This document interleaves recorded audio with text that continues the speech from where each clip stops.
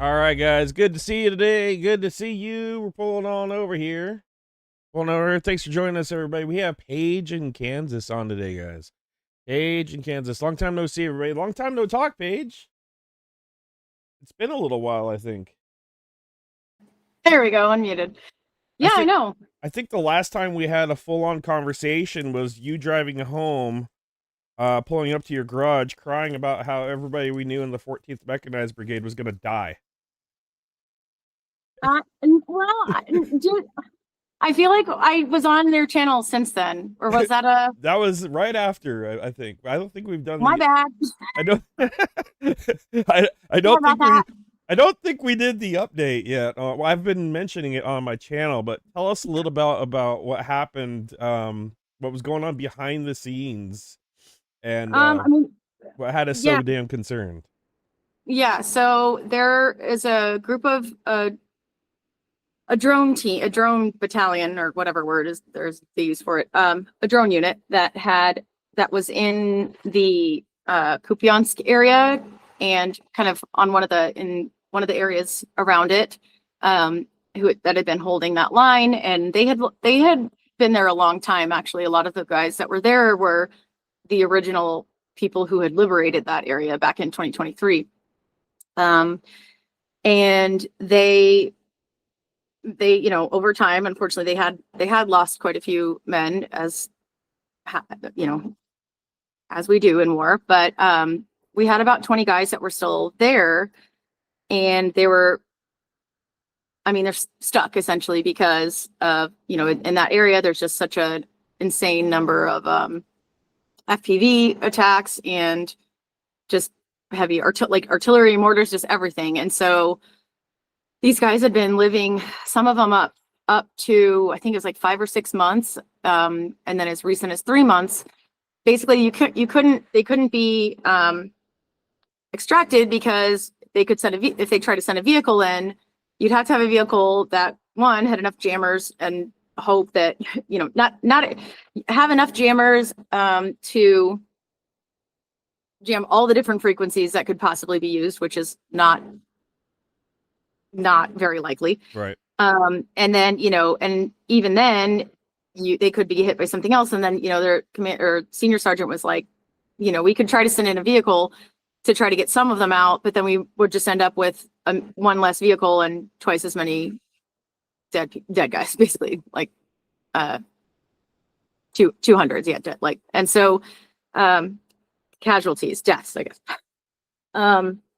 So they were using a larger drone to deliver supplies to these guys, including food, hygiene products, ammunition, more drones, and some of the items that we had purchased, like power banks and things like that, that helped keep their comms up and gave them the ability, they could charge their laptops, tablets. A lot of the being a drone team, they obviously need power for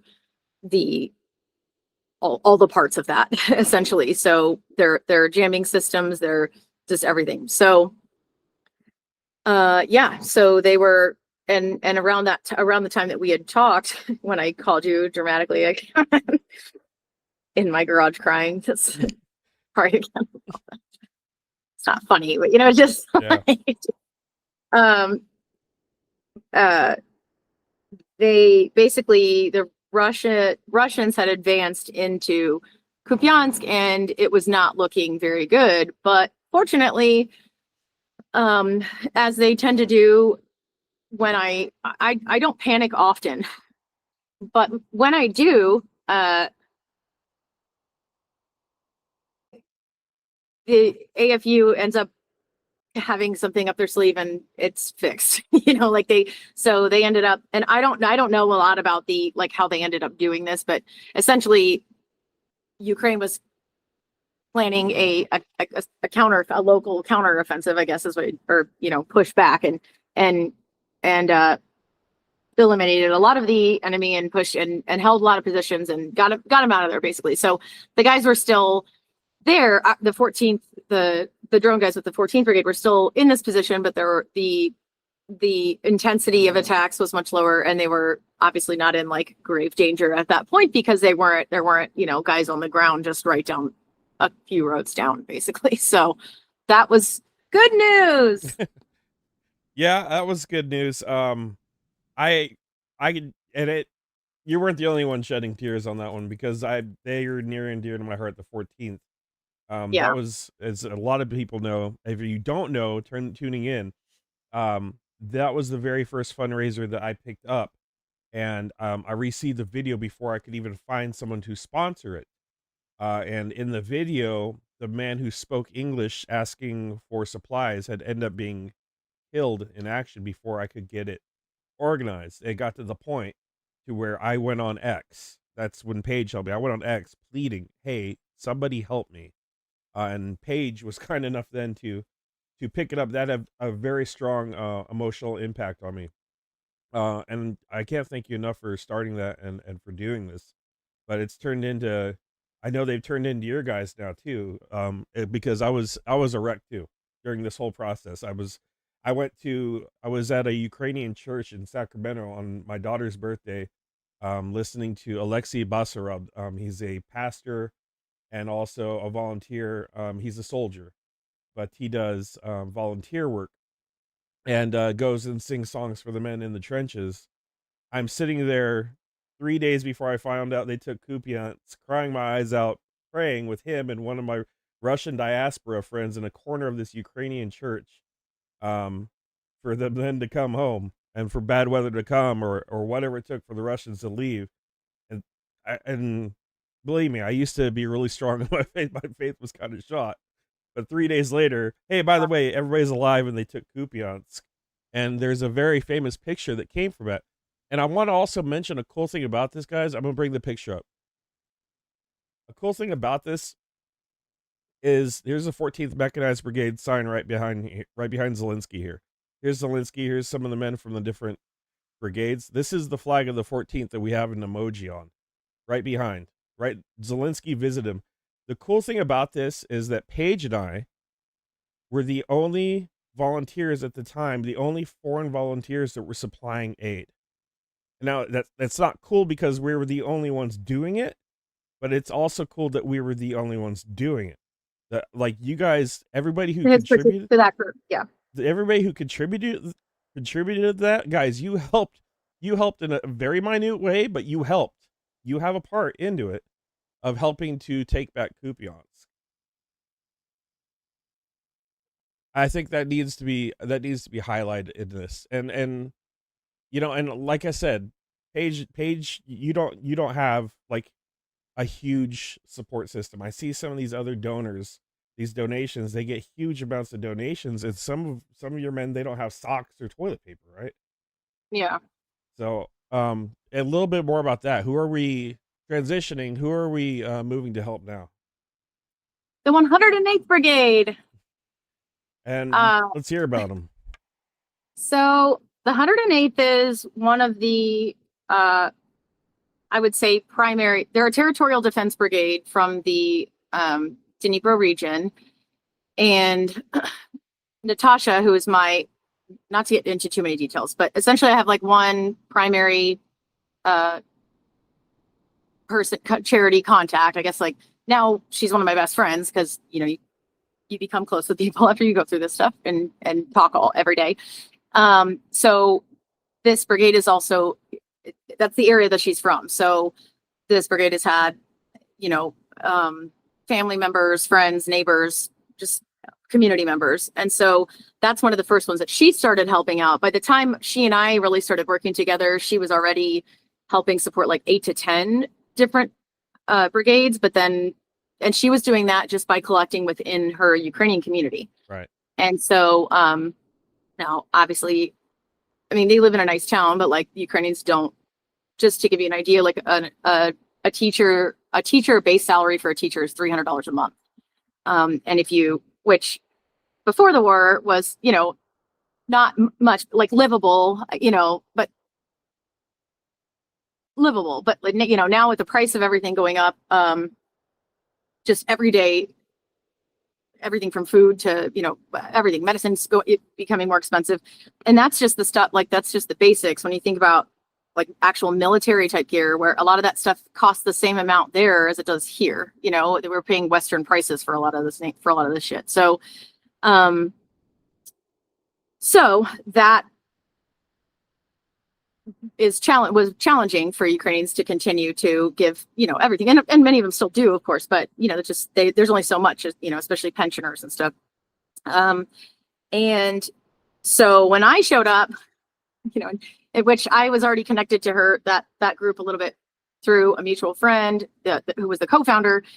And then, basically she could help with a lot of the on the ground, like purchasing stuff and we both kind of do logistics, but basically we just kind of clicked. And the way we work together, has just been, we just work really effectively together. So, I focus more on I have done quite a bit of advocacy work as well, but as far as like the, fundraising and supplies, I focus on the fundraising parts. And then, and she handles a lot of the purchases and the logistics and, organizing to get the stuff to the guys. So, and that's for most. I have a couple of groups that I like the 14th, the stuff that I do for the 14th.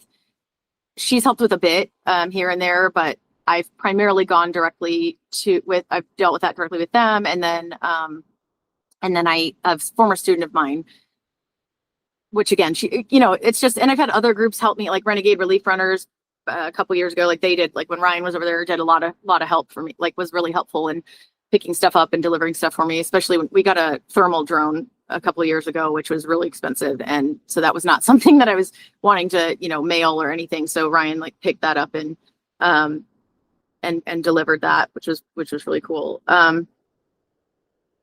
So yeah, so that, sorry, I went kind of down a little rabbit hole there. So that's kind of how that began. But yeah, so the 108, that we have several battalions, several battalions that they've restructured a few times over the years. In fact, they just renumbered them recently, which is a pain because we go by, like Natasha and I communicate with when we say like 108th, 203rd, or like it's just real quick. We know exactly who we're talking about. So a lot of times we still just continue to refer to them as the same as what we know them as. But or we just refer to like the main, like the commander, or one of, if it's one of a good friend of ours or something like that, like we'll just refer to that person. But yeah, so I've spent a lot of time with guys of the 108 in Ukraine. Like, I mean, every time I'm there, but like at the front and everything as well. Not so much anymore because of the drones, but like, and I'll get into this maybe a little bit later, but one of the, like if we talk more about the Zaporizhia direction, we were down in a village in 2023, about less than a half a mile, they said, from the trenches. But this was actually in a group chat. We were talking about this, and it was a rainy day and it was really quiet. And they said that's because terrorists don't work when it's raining. So then they were right. So they just weren't attacking. And this was before FPV drones. I mean, they existed, but they just weren't being used like they are now. And they weren't in this area. So, so they've shared a lot of stories with me that I've then in turn shared on Twitter and other social media and on stuff like this. And then, yeah, so we've done a lot to help them now. And when I say like the reason why I say they're like one of our main ones is because there are a couple of battalions that we support with them. So that's why I say it like that. It's not like there's any sort of favor, that's one thing. It's difficult, but, and Natasha and I also balance it, but like prioritizing, like being really careful about, not that there's anybody we haven't had anybody like testing or checking or whatever, but just making sure that it's like, okay, this came in, clearly these guys need this more than like faster than these guys need this thing. So, because they all, and understandably, they're all like, we need everything immediately, and they're a little bit more realistic now because they know it's more challenging now to fundraise, but, and sometimes Natasha makes that call. And sometimes when I know it's a little bit more difficult for her, I'll make the call. And I think we silently appreciate each other for that, because it kind of takes a little bit of that,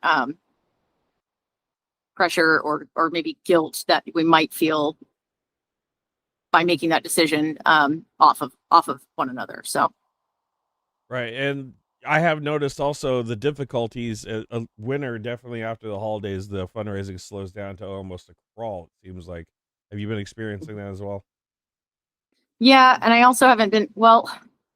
I need to get back on or not Discord, Reddit, because I was an approved fundraiser in the Ukraine subreddit, and then I tried I tried to edit like I got banned for no like I was literally trying to try out a different uh what's the word I'm looking formatting for a post, and it was like you've been flagged as spam or something, and it's impossible. Like I couldn't get it back. I tried to fight it and everything. So I need to get that back up because I did have some good support on there. But and Twitter, and I know every time I say this and everybody's like, yeah, it's so hard to be seen. And I'm like, but I understand and I hear you guys, but that's what everybody always like, yeah, it's like that. And I'm like, but I mean, I'm a business analyst that's my job during like my 9 to 5. And I pay a lot of attention to actual trends, like, and differences in visibility and all that stuff, and impressions and all that. So I'm like, no, but I'm telling you specifically this time, and they and I can't, it's been a lot, not easier, but I've been able to figure out workarounds for a lot of the other social media sites, but Twitter is just, and there's just not that many people on there. Like a lot of people just aren't using it as much anymore too. It's a shit show. Yeah, but I'm still using it because I can still get some visibility on there, and I know some people do still like to support and follow along with our work. So Yeah, I remember this last fundraiser we did for the 14th. It was kind of dire straits to get these stuff there. And I posted on X, and I think you posted on X at the same time, hey, we need to do this now. And a random NAFO fella did like a 400 something dollar donation and then said, oh, shoot, I didn't do the right amount. Let me send the rest of it. And then did another like 400 and something dollar donation and finished the fundraiser goal. Like, because they felt bad for not sending the right amount the first time. It was insane. I'm like, what just happened here? Like, we were like $800 away, and now it's finalized completely. That was amazing, and it kind of gave me hope back that people still on X still care, because I don't ever remember yeah, engaging with that person once before, so they must have recognized you for sure. yeah, and I remember that. I remember that, and I'm pretty sure I'm pretty sure that was somebody that I interacted with, like that I know, through the Twitterverse or whatever. But like as being a supporter and donor. So yeah, I'm looking at, just before I forget, Mitch said, make me a business case for everyone being nice, please. I don't know what that means. Well, we got joined also. We got rated. A little shout out to Nick Suter from In Time.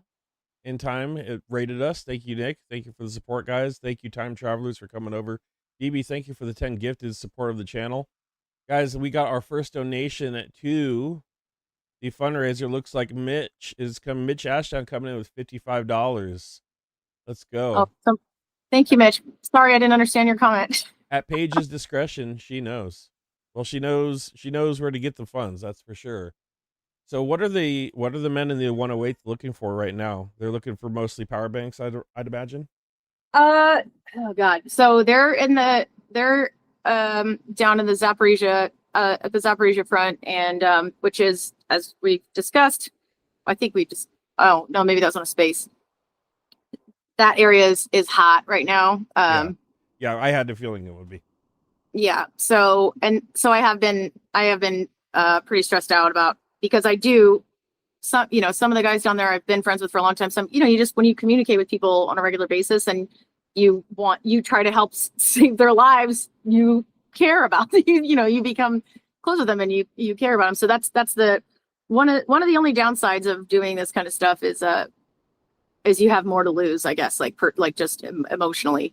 Not that would make me not do it, but so yeah, it's pretty hot down there. So, and actually I did the main thing I wanted to bring up, the guy that's in the picture with me, the picture that I used on the promo. On the thumbnail. Yeah, thank you. The house that so the guys generally have like a house that they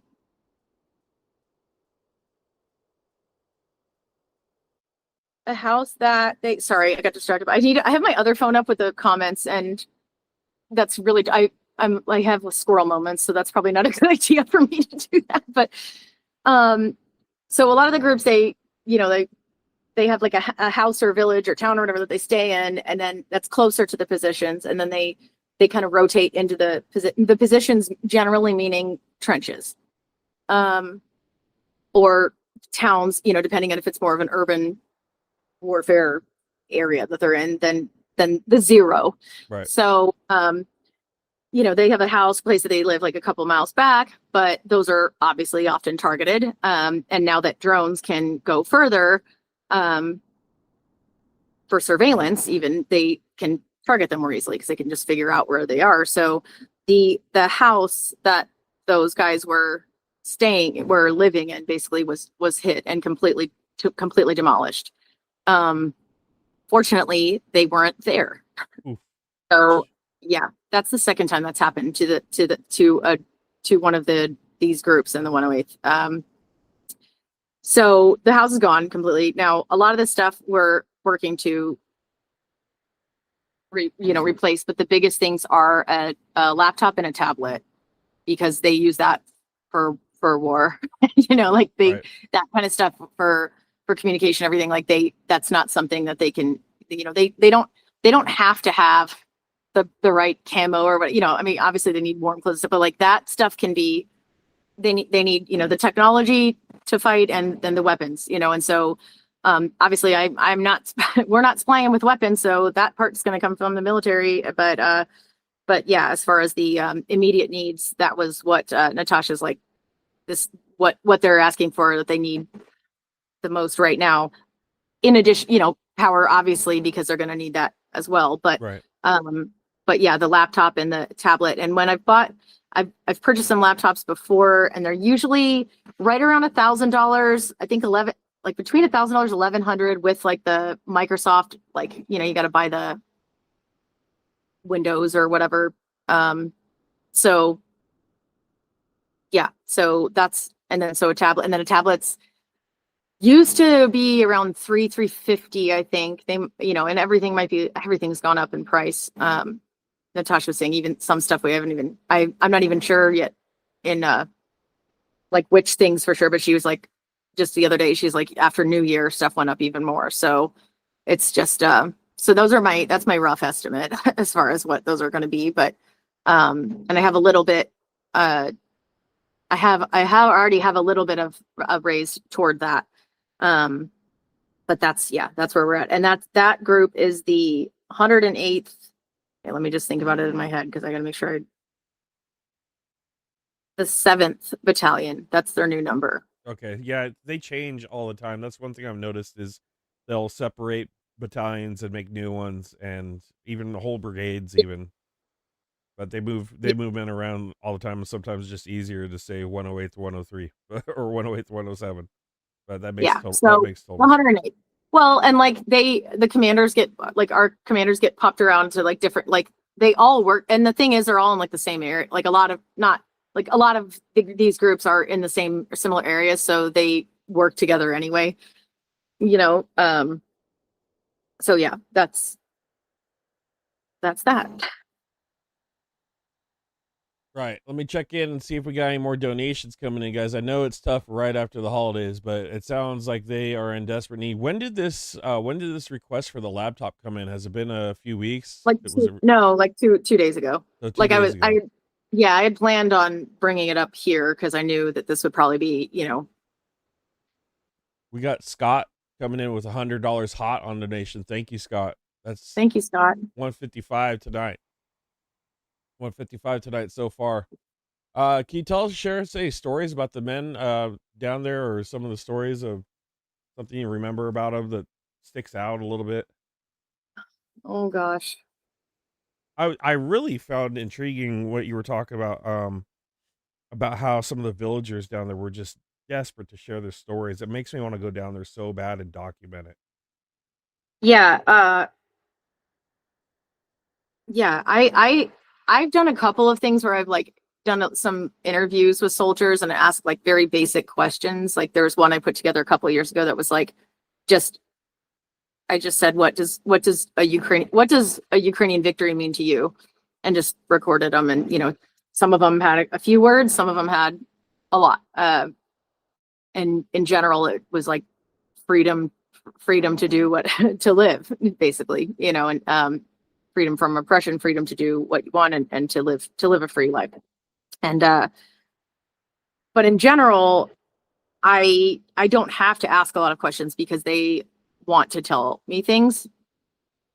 I'm saying me in this case because I'm the one in this that I'm talking about right now. But like, it's not just me. Like they just want people. They want the West to know. They want people outside of Ukraine to know their stories. They want them to, because they know, for two reasons. One, because it's their story and they want to talk about it in some cases. It's good for them to talk about a lot of this stuff, especially some of the traumatic stuff. But the traumatic events, but also they know that type of stuff helps with fundraising. And so they're like, hey, tell them about, like, this is why we need help. Tell them this story, kind of thing. So, and sometimes it's soldiers, sometimes it's civilians. There's been, everything from this little girl, I think she was 10 or 11. She ended up writing me a note before I left. She was from I can't remember, it was one of the, Mykolaiv, I think. And I met her in the Dnipro area. She was there with her parents. They had left with nothing, basically, just like grabbed their closest items, like got in the car and drove away. And they actually they had cameras in their home and watched Russians. This was during the initial invasion, watched Russians enter their home and go through and ransack everything. Yeah, horrible. Like, and I don't know how you could ever live in that home again. It feels so like home invasion, burglary. It just always feels it's so invasive, so personal. So, especially for this little girl, like, and that was in 2023 when, and like, I couldn't stop thinking about like children and how and looking at the woods and thinking, like, being a child, and like there's beautiful forests in Ukraine, beautiful dense forest all over, and that, like, now I just look at them and think like that kids would feel like there's monsters, and like real monsters in there, and like that's just horrible. So we ended up getting her some, that was in the summertime, so we got her some new outfits for school and stuff. Well, like new, because she didn't really have much, but it's clothes for school and school supplies and stuff like that to help her try to at least temporarily get settled into her new life there. So that's an example to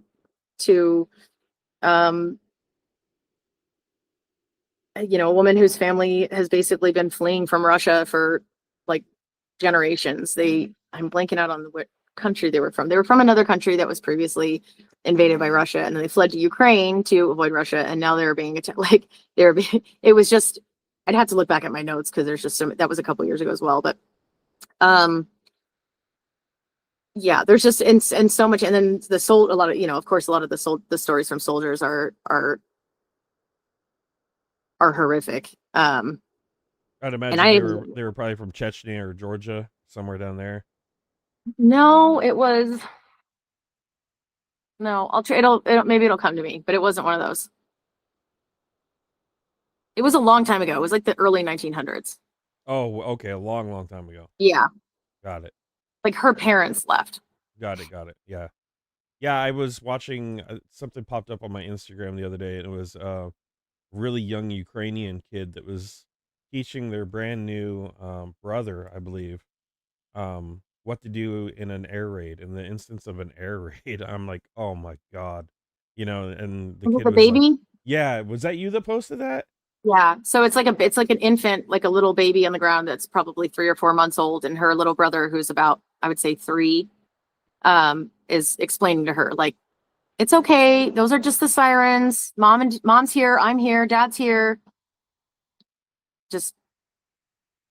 And I've seen some of that shit in person. It's not shit.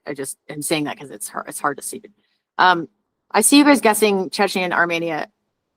I'll look it up here in a minute because it's going to bug me too. Um, yeah, like when, like being in actually, this was in Pokrovsk, which is one of the hot spots down in, yeah, it was in Pokrovsk in the South region right now.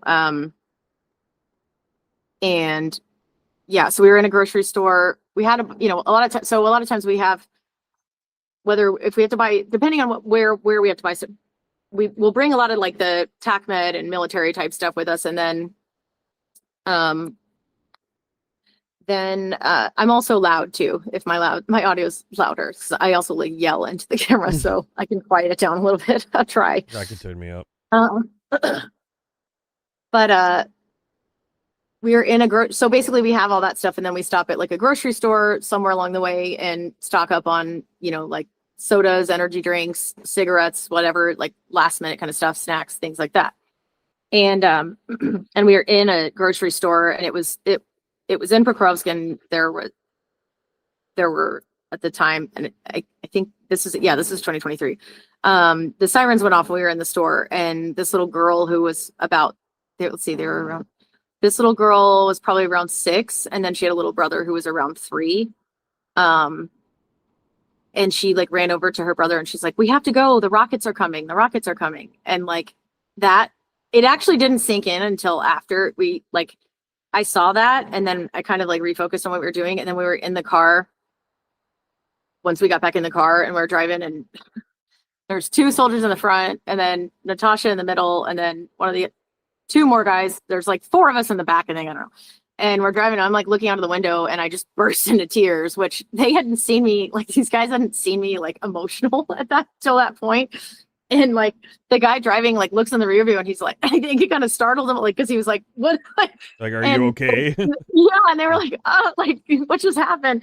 And I was like, "Yeah, it's fine." And my language is decent then, but still, like, it's gotten so much better even since then. So it was, but I think Natasha had been with me the whole time, and she also hadn't seen me get like upset yet. So I think she probably just, and the reason why I remember now that I'm saying that, because I remember we were driving to that location I was telling you about, where we were really close to the zero. I don't even think that village exists, and there were no civilians left there, and that village had been occupied twice already. So it was pretty messed up, and there were no civilians left. Like, sorry, I know I'm getting a little derailed here, but we were on our way there, and it was while we were driving, and I was thinking about those kids, and then I was thinking about the forest and the monsters in the woods and everything. So I think that was what it was, because we were out, in the country and stuff.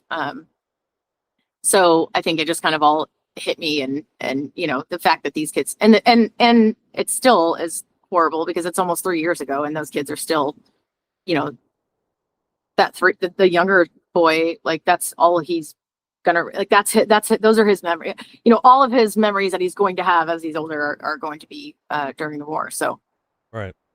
It's got to change you for the rest of your life. I mean, you're raised differently. Everything's different. right. But at the same time, then there's other times, and we'd be out somewhere, and there's like a playground, and there's like alarms going off, and there's kids like playing, but you, because it's, as a parent, you want to try to give your kid as much of a normal life as possible. You don't want to make it everything scary, and like you don't want to, even though you're in this heightened sense of fear and stress and everything, you don't want them to grow up like that. So you try to give them a normal life as much as possible. So, but it's just kind of this, like, that they just come across that a lot, like kind of the juxtaposition of like normal everyday life and childhood against the the backdrop of war. So, which was that village that we were actually on our way to, like I'd said, had been occupied twice, and this was kind of a funny, I had actually just told somebody about this the other day. So again, it was really quiet that day, meaning we weren't getting like, they weren't firing in our direction much. So they it was raining. They dressed me in this like old Soviet chemical suit that was oversized to protect me from the rain. The thing is, those things are so freaking hot. I was dripping sweat. So I should have just walked out in the rain because like by the time I came back, I was just drenched in sweat. But and like the feet, I have little feet as it is, and these are like man-sized boot covers. And so they're like dragging. It looked like a kid wearing footy pajamas that are way too big, like just the feet. So then, and one of the guys takes me and he goes, okay, I'm gonna take you through the village and take you to see the school and stuff like that. And so we start walking, and he like reaches back so I could take his hand. So as we're walking, well, we're walking through these like grassy fields in between these buildings and stuff. And I had this moment of like, this place has been occupied before. So I was like, you've cleared all the mines, right? I'm like trying to walk right in his footsteps, even though my fucking like feet are dragging. He's like, yeah, it's fine. So that was a little bit of a moment. I was like, huh. But all the ones we could see, at least with the metal detector. Right. You're fine. So, right. So that was just kind of a funny. And so then, yeah, so he took me to school, and I saw some of the classrooms, which was some of the most horrible stuff ever. But that also, the reason why I'm bringing that up is that kind of like I said, that the that juxtaposition, like there's toys and stuff and watercolor paints and things like that, but then like the rooms are just blown to shit, and every cabinet is left open, and this goes for I get goosebumps thinking about it. Every like the buildings that the Russians had, they enter basically like they steal as much as they can, so they leave all the cabinets open. So like the school cabinets are it's so eerie. All the cabinets are open, and you know why? Because that they literally just go in and pull it, and then some of the back, that was in the little kids, like the primary classroom. There was only one like small. It was basically like a school for. There might have been a couple other, like one or two other classes. It was a really small school, but it was like pre-K through 12 or through 11. They only have 11 grades.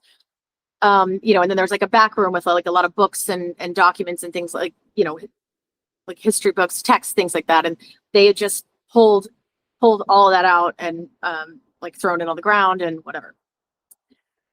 And then after the school, we went to some apartments, and actually because I got pretty emotional at the school, and Revo, who's the guy that Revo, like Revolver, or there's also an energy Alco energy drink there called that. So, but it's Revolver. He let me have a moment. I just kind of squatted down in one of the rooms and cried for a little bit, and then he kind of stepped away and let me just have that moment, because for them at that point, like they'd been living there already for like 6 months or something. So and they've had a lot of it, but they've processed a lot of it, or they haven't, and they've just disassociated, so like for him, he's showing me things but he's not experiencing that same overwhelming emotion as I was at the time. So he gave me a minute, but then and we kind of walked around some more. He took my picture in front of this painting on the wall of Ukraine, and then in the middle there was like the emblem painted, so like a shield, and then it had the trident, but the trident had been painted over in blue, and the only way that made sense was that because the Russians had used that part of the school to like set up when they were occupying it. They were in there, so I think they literally just painted over the fucking trident, which is just gross and weird, and just a visual representation of what they're trying to do to Ukraine and Ukrainians. And so then he's like, I'll take you to some apartments if you promise not to cry. Because I think it was probably hard for him to see, here is this person like experiencing this like real raw emotion and shock and all this stuff, and like it kind of made him feel some feelings, And so I was like, okay, I'll do my best. So we go to this apartment, this apartment building, and all the windows are shattered, blown out, or shot out. And went into this apartment, and everything had been, it was ransacked. Like I said, first we looked in the kitchen. The hallway had just clothes, everything out all over it. went in the kitchen. Every cabinet was open. There were some appliances pulled out and just dug through whatever. Um, the parents' room, everything was open. The little girl's room, which was eerie as shit because still got her. God, this was a while too because this village was. I actually looked up when they arrived, and it was like February 28th or 29th or something like that. And there was still food on the table. Like there was a bowl of food on the table and like a bottle of Coca-Cola, like a you know personal bottle of Coca-Cola. So like as if somebody had been sitting there and they like stood up and left kind of thing. Like it was, quick. Um yeah, and this little girl, like she still had her drawings on the walls, and like the windows are shattered, so like the wind's blowing the drawing. Like it's just, I mean, it was surreal and horrific. But they had gone through and they flipped over her bed, they pulled out all of her stuff, looking, thinking maybe they were hiding stuff in the daughter's room or something. Um, yeah, just really, really gross and just like a real, just, and then but everything else was just still, like they had been there, and then but then they had this cabinet with like artwork and little knickknacks and things, the kind of stuff that we all collect. Right. And what would you, I'm not saying you're going to know this, but how far behind the lines do you think that village is now as opposed to where it was when you were there? Approximately, just a rough estimate. The same, The same, they've been holding it. less than a mile. Yeah. Wow. That's I mean, testimony standing up against, the second largest army in the world. And let there be Mhm. no doubts. They might send in a bunch of undertrained troops, but they are a deadly force there, and they learn, and they're Right. getting smarter every day. They are slowly. The process takes a longer time, but you can you can't sleep on the Russian army. I mean, Yeah. they're still the Russian army. I mean, if Europe's afraid of invading, there's still a lot of work to be done. Speaking Yeah. of work to be done, it looks like Wetham Kibu, aka Matt, coming in with $65 donation. We got Cypher Thank coming in you. with a $25 donation. And some weird guy who's like stalking you online named Renegade Chungus threw in $25 too. So we got a little bit extra coming in Thank you. for the And yes, 108. somebody asked if I'm really in Kansas. Yes, I'm in Kansas. Yeah, yeah, that would be strange if you weren't. I mean, it does. I guess I could be somewhere else. I could be in You could Ukraine. be, yeah, you could be in I Ukraine, can go anywhere I want. but um, she could be at the club with the background there with all the gold glitter. Oh, So thank you for noticing. I put this up just for you guys. I have my disco ball lights. I thought I'd try to make it a little bit festive and fun tonight. So I have my disco ball string lights and some shiny background for you. I did that just for you guys. that leads to the NAFO tunnels. That's Yeah. tunnel number Which 7. I am one of the primary organizers of the sex tunnel after party. So I actually got kicked out of there. They won't allow me in anymore. I don't know what uh, happened. I'll get you back in. It's no problem. I don't need to go there anymore. Pretty messy. The floors are sticky. We do our best. Yeah, if it wasn't, it's the Jello. I told them to switch to the sugar free. They just didn't want to listen. They were just doing whatever the hell they wanted. It seemed That like. is annoying. God. Jello. So yeah, right now currently it looks like I was looking just trying to get peeked up a little bit on what's happening. You still got about 1 million people out of power in Kiev, off and on. It looks like power is getting restored a little bit at a time. Ternopil also looks like power is coming on. I was watching these big Soviet blockhouses steam out. Like the steam was coming out finally from the coldness. It was heating up the houses because I believe they work on big boiling systems, if I'm correct.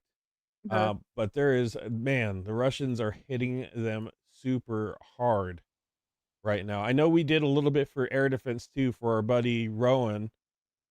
He got moved, guys. I don't know if you know this. He's headed back into the Kharkiv area very soon. He's going to be doing more air defense there, which puts him in a little bit of danger.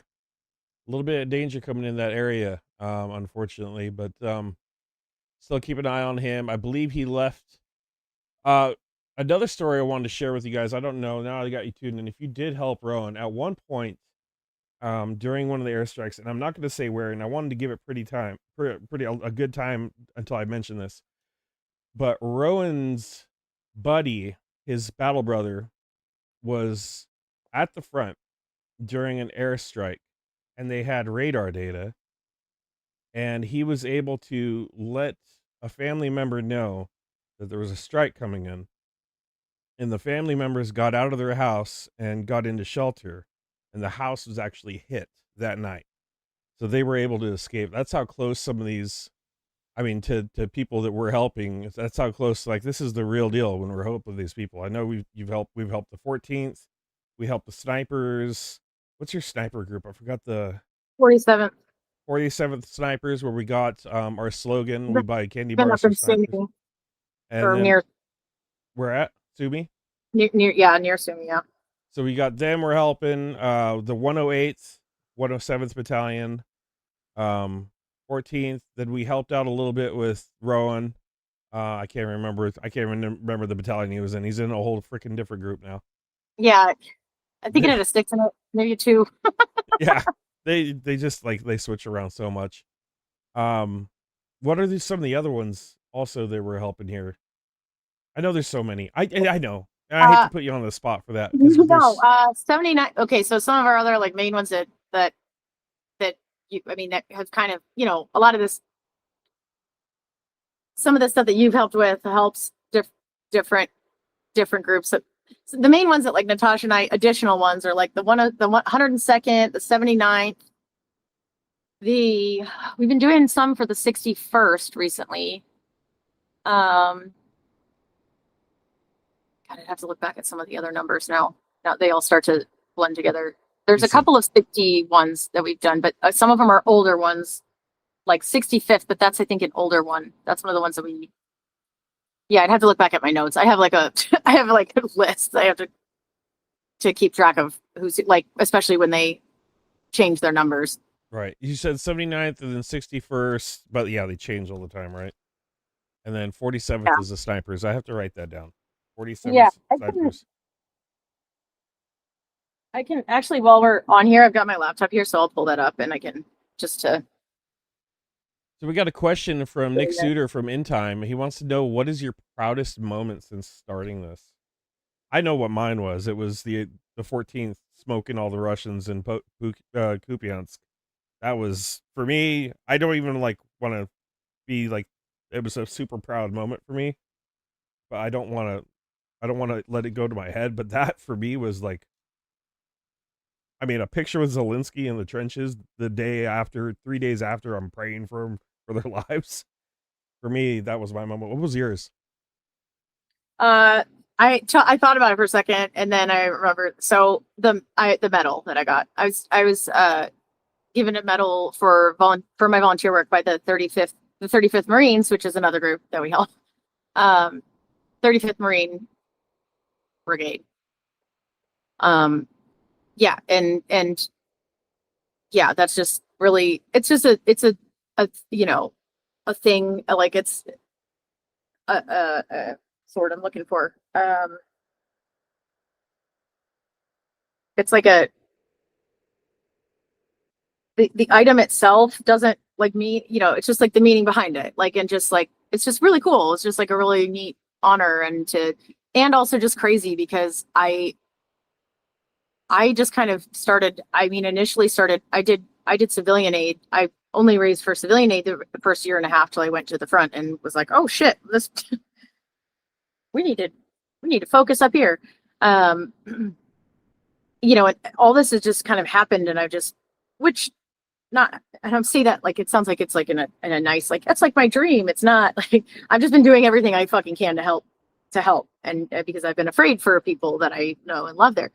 But just like the idea that like I'm like a soccer mom from Kansas and I'm getting this medal for helping, a military, with humanitarian stuff, it's just crazy. And it was just a really neat that. And a big part of it is that, like, it's something really cool that my kids are young now, so they don't really understand a lot of it. Right. But I'm going to rub that in their faces forever when they get older, and Like, your mom's really cool. Do you know that? I mean, I already tell them that, but Well, that's why I take mine to the rallies every time there. Everybody tells them how cool their dad is, so they know. And they are the content experts on Ukraine when they go back to the school. So oh there's yeah. there's no doubt about that. There, I get a lot of smiling faces from the teachers as well. It's pretty funny, I pretty I good to see. I actually, at the beginning of the school year and last year, uh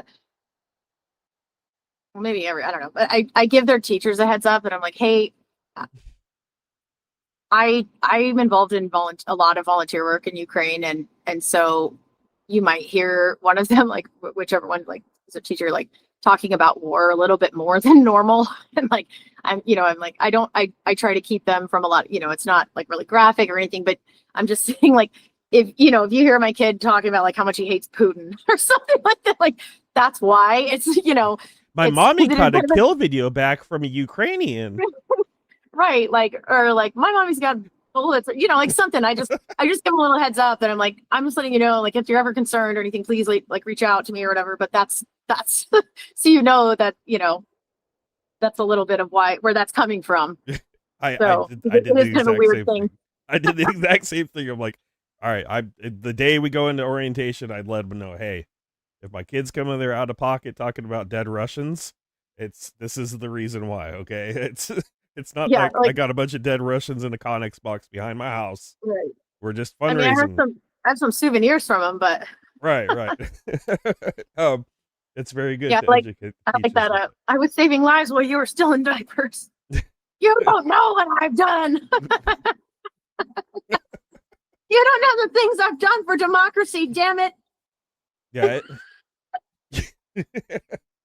it's it's pretty interesting. It's pretty interesting bringing my kids to the events too, because when we go to these, there's kids also there, but they're from all sorts of different parts. Like there's Armenian kids there, there's Russian kids where their families live part of the diaspora. There's a few American kids there, Ukrainian kids, of course, and then my American kids there, and they are all playing together. None of them can speak the same language, but they all know exactly what they're doing. Like there's a language spoke between children where they don't have to use words, and they just seem to know how to communicate and have fun together. It's a really beautiful thing to see. It You really is. know, I didn't know the language when I moved to Ukraine. And so for a while there, after a shot or two of vodka, it works the same for adults. I had lots of fun before I understood what the hell was going on sometimes. I guess that's the way that adults play alcohol, is just like the universal language. Yeah, it just makes it's just, hey, we don't need words. 5 gifteds coming in from Matt. Thank you very much. With them, Matt. That's such a difficult name for me to pronounce there. Anybody, guys, you got any more questions for Paige? Now's the time to ask. Let's hear it. Checking on the fundraiser. Oh, whoa. We got Snack coming in with $150 donation. My Paige, favorite. go ahead. Sorry, I was just yelling about my favorite snack. It says, Paige, thanks for all you do. With you until the end, with the fighters with Ukraine. Slava Ukraini. Heroyam Slava. Thank you. Guys, and He's also, go ahead. I love him. No, I was just gonna say I love him. It's also noted, you got to note, guys, this is a 501 c3 also. So when you guys donate the Paige, you can use that as a tax write-off. Like, save your receipts for that at the end of the year, and get some money back while you're helping Ukrainians. I mean, it's a win-win for if you're in the States. I know this is a worldwide audience. There's people from everywhere around here. And also the benefit of one service I can offer for benefit of going through a smaller group like Natasha and I and through this Ukraine frontline, all that, is that you can, and whether I post updates or you ask me, like, if there's a certain, if you, like, we're doing a lot for the 108th, and like if you want to follow up on a story, or if you know that you helped with a specific item or something, or a certain drive, you can always feel free to reach out to me and ask for updates. I don't mind that at all. as much, and sometimes it takes a little bit of time as far as like purchasing and and delivering and all that stuff. But and even if it's not an update about the specific thing, but just if you are just curious about them or more information, whatever I'm able to share, I'm happy to do so. Because I know that's one. It's nice to know who you're helping, and that and I have a few like recurring donors that follow up on things, and then I also have some donors that some of my guys and Natasha kind of know about in a way, just because I just talked to them about that stuff. So it's just really cool that it's that you can have that opportunity as well. So I got some pictures here I've been sharing on with my community too of the 108th. I'll throw up here real quick, guys, of some of the guys who were helping. We blurred them out, of course. I also have some videos, but I'm having a hell of a time editing those to ensure operational security and safety of the men. So I'm not going to share the videos I have. But we do have some pictures here, I believe. while you're pulling those up, I'm going to read these are the main brigades that we've helped.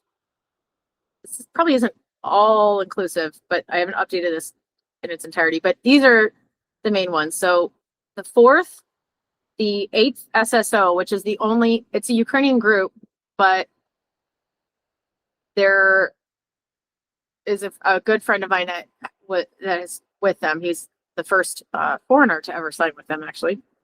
And so he's a foreigner. That's the only, I'm not saying like don't help foreign fighters or anything. I'm just saying like that's primarily, most of our groups are Ukrainian territorial defense brigades. The 14th, the 23rd, the 35th, the 47th, the 53rd, the 54th, the 91st, the 93rd, the 99th, 102nd, 108th, multiple units, 116th, 130th, 151st. Jesus Christ. Yeah. 151st, Rowan was in that one. A couple of these I don't think exist anymore. I also did ones I think is gone. The 109th as well. That was one that we helped for a while. And the 109th Battalion of the 109th Brigade, they were defending New York, and unfortunately gave it their all. So at least that battalion I don't know about. I haven't checked on the rest of them, but yeah, so those are the main ones. And I'd say the ones that we primarily are still kind of I feel like I know that there's other ones too. All these start to kind of bleed together, especially when I'm looking at a list of them. But and I haven't added the 61st yet. I'm sharing some of the pictures in the background. That was it. The 425th Assault Regiment. We went up and saw them in Sumy back this June, and which was pretty wild. That's the closest I've ever been to Russia. In Sumy, that's just what 10 kilometers, 15 kilometers from the front line. Kilometers. We were. Miles. I don't even know. It's like I think it was like 30 miles away. Is what it was. Right? We were like 15 miles away where we went, because we weren't like the city. I think is there, but we were closer to position. So, yeah, and we were in Kharkiv as well. But yeah, Sumy, that was just because that was when they were starting to. 48 kilometers. Sorry, I had to correct myself. Yeah, they were starting to hunt civilians up there as well with FPVs, which is just fucking disgusting. But goes without saying, obviously. But yeah, 425th Assault. And those guys are really, really great dudes. All of them are, but that's just the first time I'd met any of them. But yeah, the Zaporizhia, I think both of you had a sort of a sixth sense saying that the Zaporizhia area would be hit during the wintertime. It seems like it has picked up in that area. Yeah. I don't know if there was if we had any definitive proof or reason, but we both concurred like right away. Zaporizhia is going to step up. I didn't have any evidence of why. To me, it just seemed like the appropriate thing to do. As far as tactics from Russia, I know they pulled out of Kupiansk to resupport Pokrovsk, which is a big reason why the 14th was able to help take Kupiansk because it looked like there was a feint in play or something that Ukrainians were doing that made them pull their guys back to Pokrovsk, which ended up being a meat house, a slaughterhouse for the Russians when they got there. But then I said, Zaporizhia has been really quiet lately. And then all of a sudden you start seeing strikes in the Dnipro area and a lot of that happening as well. Like, I always say this word wrong and it sounds like I'm saying the word penis and I gotta write it. Just the name of this town. Sorry. Pole. It's a town that's along that front, and that's been a bad spot too. We've got guys around that area. I'm gonna stop saying it.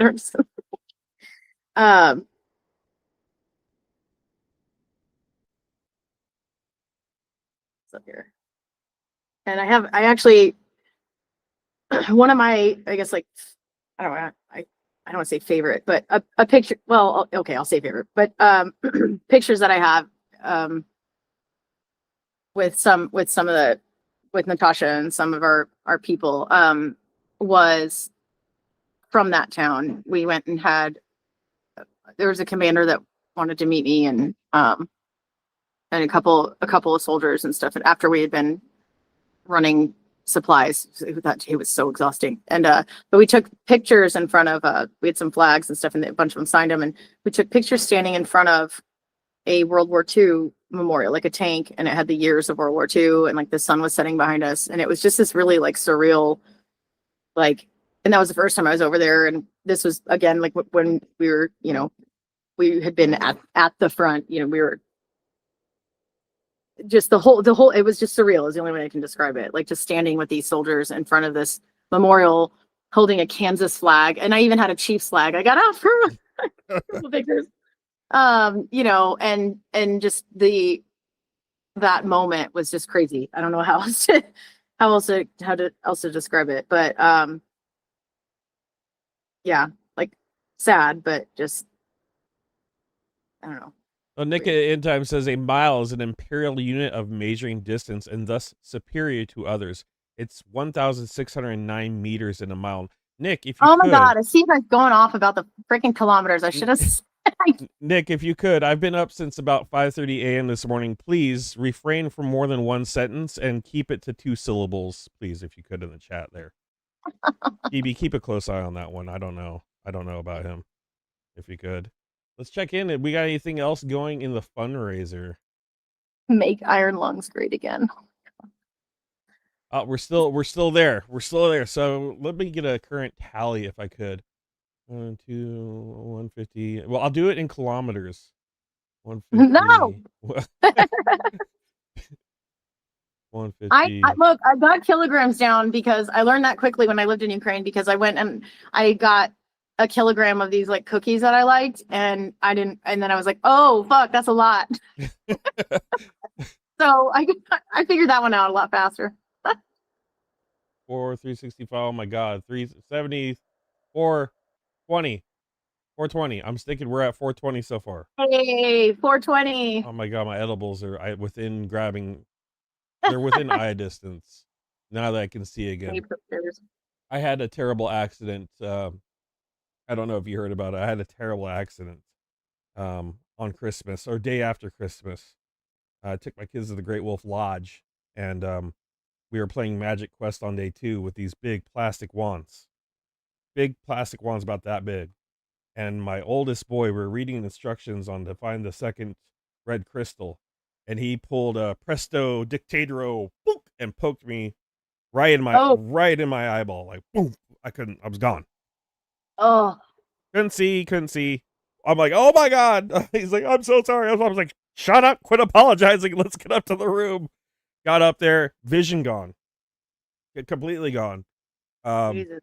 Yeah, I called for the medics. They're like, can you move your eye? I'm like, yeah. They're like, there's nothing we can do for you. Here, let's take an incident. I'm like, oh my God. Like, who was it? It was like, it was my son. I don't want to take an incident. Like, So I'm like, you got an eye patch? You got an eye patch or anything? Like, no. I'm like, whatever. Okay, Do you fine. have an? Oh, you asked for one, or did I think? I want an eye patch because I was like, my That's depth what I thought you were saying that perception. they asked you if you had one. I was like, why the? Why No, would you? no. Well, they said they could Every put a scary one. gauze. They were gonna put a gauze on there with tape. I'm like, I'm going to the water park. Like, what do you put a gauze on me? I'm like, that's whatever. Let's get out of here.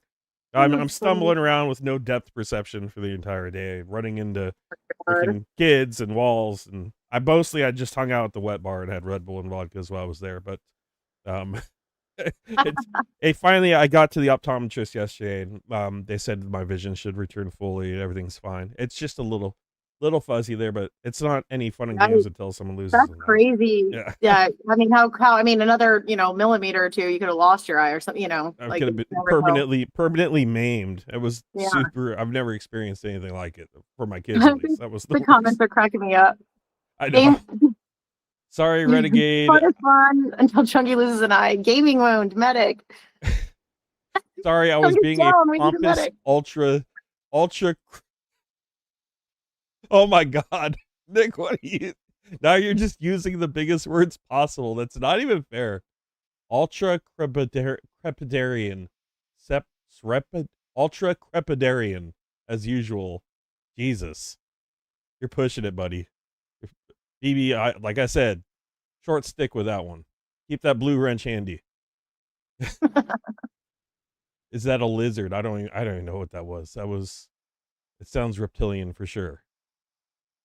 I thought he was a goat. Why is he a lizard all of a sudden? It's a real world. Okay, so I got to look it up. He's going to get me demonetized right now. Watch. Let's see. Okay, to fix my pronunciation of this, to look at it in Ukrainian is always easier than for me to look at it.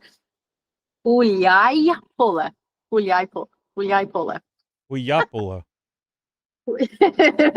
That's what it sounds like when I say it. Ultra crepidarian. Okay, ultra crepidarian, a person who expresses opinions on matters outside the scope of their knowledge or expertise. Oh, that's basically like everybody on the internet. Yeah, I deal with those trolls daily. Speaking of the internet, did you see the interaction? I don't know if you follow him, Kalen Robertson. Did you hear it? He just the young reporter, is he like he's Irish or something? I think he's from United Kingdom. He confronted Steve Witkoff and asked him about his ties to Russia, and Steve Witkoff gave him the cold shoulder completely. Pretty interesting little thing. I don't know if you can see it on my feed. I'll pull it over real quick, but it's worth sharing in regards to Ukraine. And then he did a little follow-up video I'd just like to play here. Let me pull it up. Any interests at all? Do you have any business interests in Russia, Steve? Have you had any business interests in Russia? Is Paige single? Since the beginning of the negotiations, you've repeated Russian Kremlin talking points. Why have you been doing that? Steve, do you have any interests at all, business-wise, in Russia? Can you just answer if you have any business interests in Russia, Steve? It's a very, very, very simple answer. Oh, I just had my Felloversary recently. Since the beginning of the negotiations, he has been repeating Kremlin talking points constantly. And investigations have shown that his real estate company has linked directly to Russia. So I asked him when we were at the same event together in the lobby here in Davos, whether he had direct financial ties to Moscow. And as soon as I started asking those questions, he started leaving immediately. And this is really important because Steve is going to Moscow tomorrow to do more peace negotiations. And people need to know whether that trip is about diplomacy and negotiations or whether it's financial. Do you have zero answers to any of these questions? Why do you obsess with spending more time in Moscow than you do in Kyiv? Zero answers. I'll give you time to get caught up there.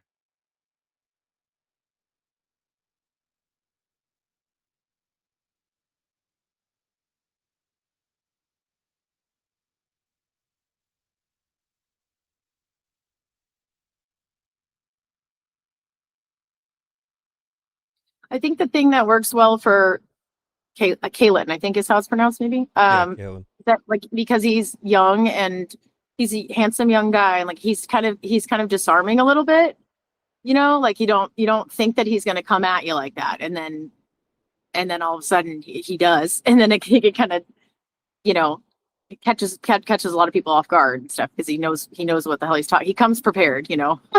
The body language that Steve Witkoff put up in that entire interaction spoke 90% of what people say is in their body language. He absolutely came in there and just tore him up. He knew exactly. Steve Witkoff knows exactly what's going on. He knows he has business deals with Russia. He knows it's influencing I mean, him. we all do. Right. And for that kid, I was so, that was like, he is one of my favorite. As far as on the ground reporters who's over there in Ukraine, I saw him destroy Nick Shirley in an interview.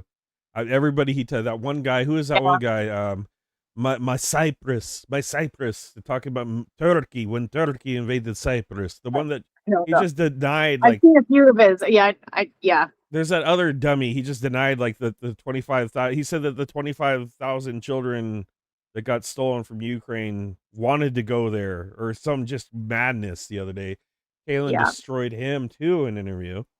And now he's gunning for actual representatives of the current administration. He just did a follow-up video too. It's worth noting that some of the other reporters says you're probably not going to get invited to the after party.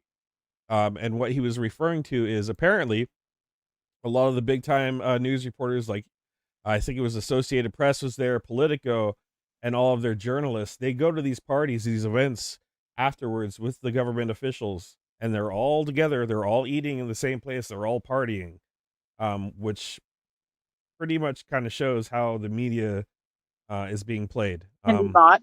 Yeah, it's being bought. And for him to stand up like that, a front row crazy in Syria. Oh yeah.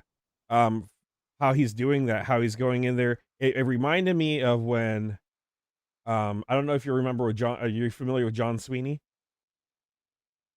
Rings a bell, but you'd have to get Orange Hat guy. Orange Hat. He's the lucky orange beanie. He's a war reporter from UK. Well, he went up and he confronted Putin in the original invasion of the Donbass and asked Putin, "Hey, Mr. Putin, are you concerned about the dead civilians that's happening in the Donbass region of Ukraine?" Right, and he confronted him on there. Well, he ended up getting punched in the gut by one of Putin's men, like right after he asked him those questions. Ask, is he still alive? Because that's a pretty ballsy thing to do. Yeah, this was a long time ago. I believe he was working for BBC at the time. So he confronted him. He's got that same energy in me. I don't know. I felt I would share that with you, kind of get your whole feel about it. Yeah, no, if he'd been Russian, I'm sure they would have disappeared him pretty quick. Yeah, yeah. But I don't know. At the same time, speaking of which, I did just see a recent video of a bunch of like young people out singing a song in Moscow about like a song that was like against Putin or whatever, and like I think one person did get arrested or something, but it's like they're like, yeah, look at you out protesting. And it's like, cool, you guys are protesting by singing a song about your leader, like because it's affecting you, because your economy is shit now, and because you guys are being affected. But you guys weren't out there, risking it for all the people you murdered. Yeah. Yeah, there's a lot of mixed feelings there, for sure. Yeah. I saw that same video too. God, it's so hard to tell, because the ties of that country and the mafia state runs so deep. It's always so concerning. I mean, I know a couple diaspora that they're in it. Like they donate, they fundraise, they get drones to the Ukrainian army, but at the same time, they also make sure some of the political prisoners get networked aid as well, which is extremely risky and difficult. One of my friends called her mom the other day, and an FSB agent answered the phone, which is part of the concern. Because they have family still over there. Yeah. The DJ got arrested at that Russian protest. So, which makes sense, honestly. You could do that, could be anywhere if you don't have a permit or if you're making a loud noise in a public space or whatever. But what's crazy is that based on that, I just thought about this, that based on that video and knowing that the DJ got arrested, it's currently right now more dangerous to protest in the United States of America than it is in Russia. Facts. That's fucking wild. That is wild. We've been watching the the ICE protest down in Minneapolis. A lot, very closely. Kaylin is Irish. That's good to know. I thought he was from the UK. I thought so because that's why I was trying to claim him because I'm also Irish. I wasn't for sure. I think I'm like 10% Irish, Scottish, Welsh. They can't even make a determination which one. But ancestry. He has a very nice accent, so he didn't come from the. He wasn't where my family was. I can say that. So we've been watching the ICE protest. I don't know how much you've been paying attention to Mercado down there, but Mercado's been in the front line of the Minneapolis ICE protest. He was down there when Jake Lang was down there. I don't know if you're familiar with him. A bit, yeah. I had reached out to him about possibly going up there, but I know he's got a lot going on right now with his health and everything. But yeah, it's I don't know. And we've seen more. I don't want to get too into that, but there's been more of that activity around in the Kansas City area recently too. And I called one of our senators, and the guy that I spoke to on the phone gave me some fucking bullshit. Like I was like shaking mad after I got off the phone with him. And on the phone I was calm and respectful and but I could tell that the guy had was personally, it was just gross. And I've met with that senator's office multiple times, like in DC, and I have had like a great experience with all of them. And so it was like, because I was calling about the safety of Americans, of Kansas citizens. So, but he told me that he didn't think that the senator would have anything to say about that, and probably never will. That's really what I was told. Yeah. Well, you got to think in your area there too. For every one person that calls pro-Ukraine or pro anti-ICE or anything, you've got 100 people calling and doing the opposite, and it all gets tallied. It all goes on a tally board. Yep. Don't let that discourage you from calling, guys. And also, if you're in an area, deep red area, you just keep calling your representatives. They have to tally these. I mean, you can send emails to have a track record. I'd probably do both. I'd probably be emailing as well as calling. I just found out also, I misspoke the other day on my channel. My representative did not pass away yet. My future representative did. He dropped dead of an aneurysm. He had a heart attack and an aneurysm at the same time. God, I forgot his name now. District 1, California. Super mega. I don't even remember. He's gone. I've still got Thompson up here in my district until the. You said that, and I was like, "Oh, that's terrible." And then you said super mega. I was like, I mean, because if you don't value the lives of other people, then why the fuck would I value yours? Yeah, he got booed out of. He got booed out of his public city hall in Chico, California. God, what's the guy's name? Senator Marshall from my state of Kansas got up and basically ran out of one of his because he couldn't. The heat was too much. What the hell? Oh, Doug LaMalfa. God, Doug LaMalfa. Yeah, he passed away that I thought was out without a rep, but apparently I got the legislation wrong with the gerrymandering. It doesn't take effect till sooner around the midterms, and then the redistricting happens. It's going to be like a last sort of moment thing, I believe. Yeah, LaMalfa. Yeah, he passed away. He was a absolute MAGA, super MAGA. He went viral for getting chewed out. Yeah, he died deader than a doornail the other day. Yeah, I know. Marshall's super MAGA too. Marshall there's an interview a couple years ago where he said that he would never vote in favor of Ukraine aid. Which makes you can't fucking say that when your job is to listen to your constituents. Right. You can't say that. That's not that. What you're saying is it doesn't matter what my job is and what people tell me. I'm telling you I'm never going to do that. Yeah, it makes me wonder where they are, and I fail to believe that all these people have special interests in Russia. They just have to be cooked in the algorithm or something. There's money. Something. I just he has Marshall. Okay, I won't get into this, but he has a tiny little house in Kansas, and he has a mansion in Florida that he has used taxpayer dollars to fly down to in the past. And guess who lives near there? His family. And guess where it's not far from? Mar-a-Lago. Oh my God! So he has direct ties to it. Yeah. That's it's yuck.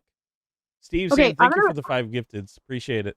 Thank you. I have to run up and grab a sweatshirt because I'm freezing my buns off. It's about 0 degrees here right now, and we're actually, if any of you guys have been following the U.S. weather, it's supposed to be like the storm of a century and stuff. Do you have any business? Which it hasn't. Well, I don't know. Maybe it has started. It's supposed to start around midnight. I think it's about 10:30. But we've already had power going out, which I don't even know how that's happening because it hasn't been storming yet. But so I have like my power banks. I've been like charging up and shit, and like candles and stuff if I needed to, so I didn't get cut off on here. I'm surprised you're need not to go grab busting out the night vision right now and everything else.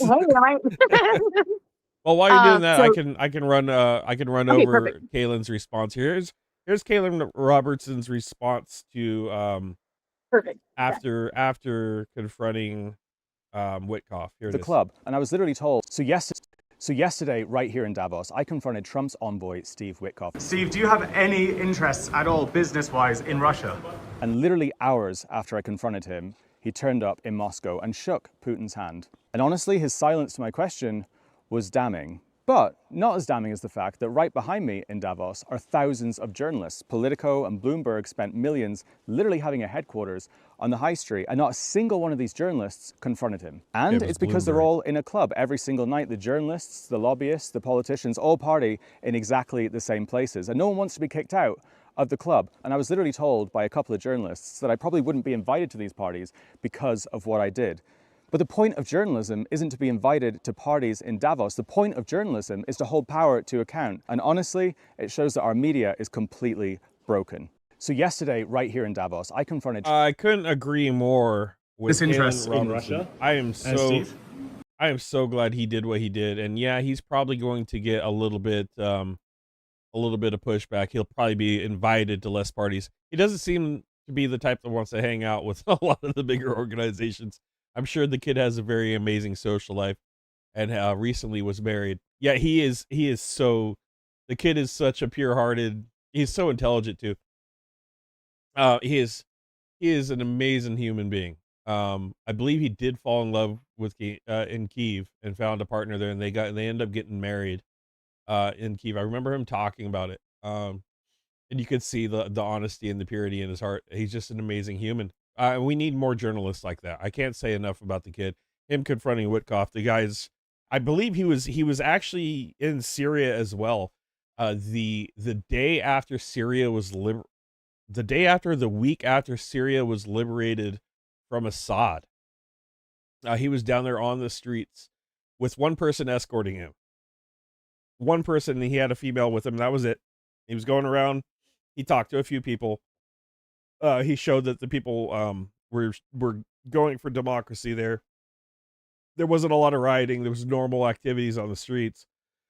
But for the kid to go down there a week after a country is liberated by Assad, that takes tremendous courage.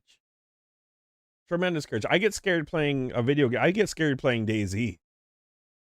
I get fearful of playing a video game because it's immersive. Imagine going to a freshly liberated country with probably guns, weapons everywhere, probably a lot of desperate people too, with just a female and then one security guy who was not armed. He was like the chauffeur. So shout out to Kaylin for the awesome work he's putting in. Yeah, he was on CNN as well, for sure. He's becoming very well known. And also his interview skills, there's something to be admired as well. Yeah, he's absolutely overcame his fear. Good to see you, Steve Sane. Thank you. Looks like we've got her coming back here. She's still alive. The tornadoes and the ice storms have not taken her away, guys. She has returned to us. Ice tornadoes. Yeah, because I went up and I wanted to grab a couple of flags to bring down and show you guys for some of the groups that I was just talking about earlier. And then I was all the way back down here. Remember, I didn't grab my sweatshirt, so. All right, well, let's see some of those flags. Checking in. Looks like we're still last donation was snack, guys. We are trying to get a laptop, and did you say tablet as well? Tablet and laptop, yeah. Tablet and laptop for the 108th. Also, guys, behind the scenes, this one we're gonna push pages, but behind the scenes, Juan Bombshell is working on getting an armored vehicle for the 108th too.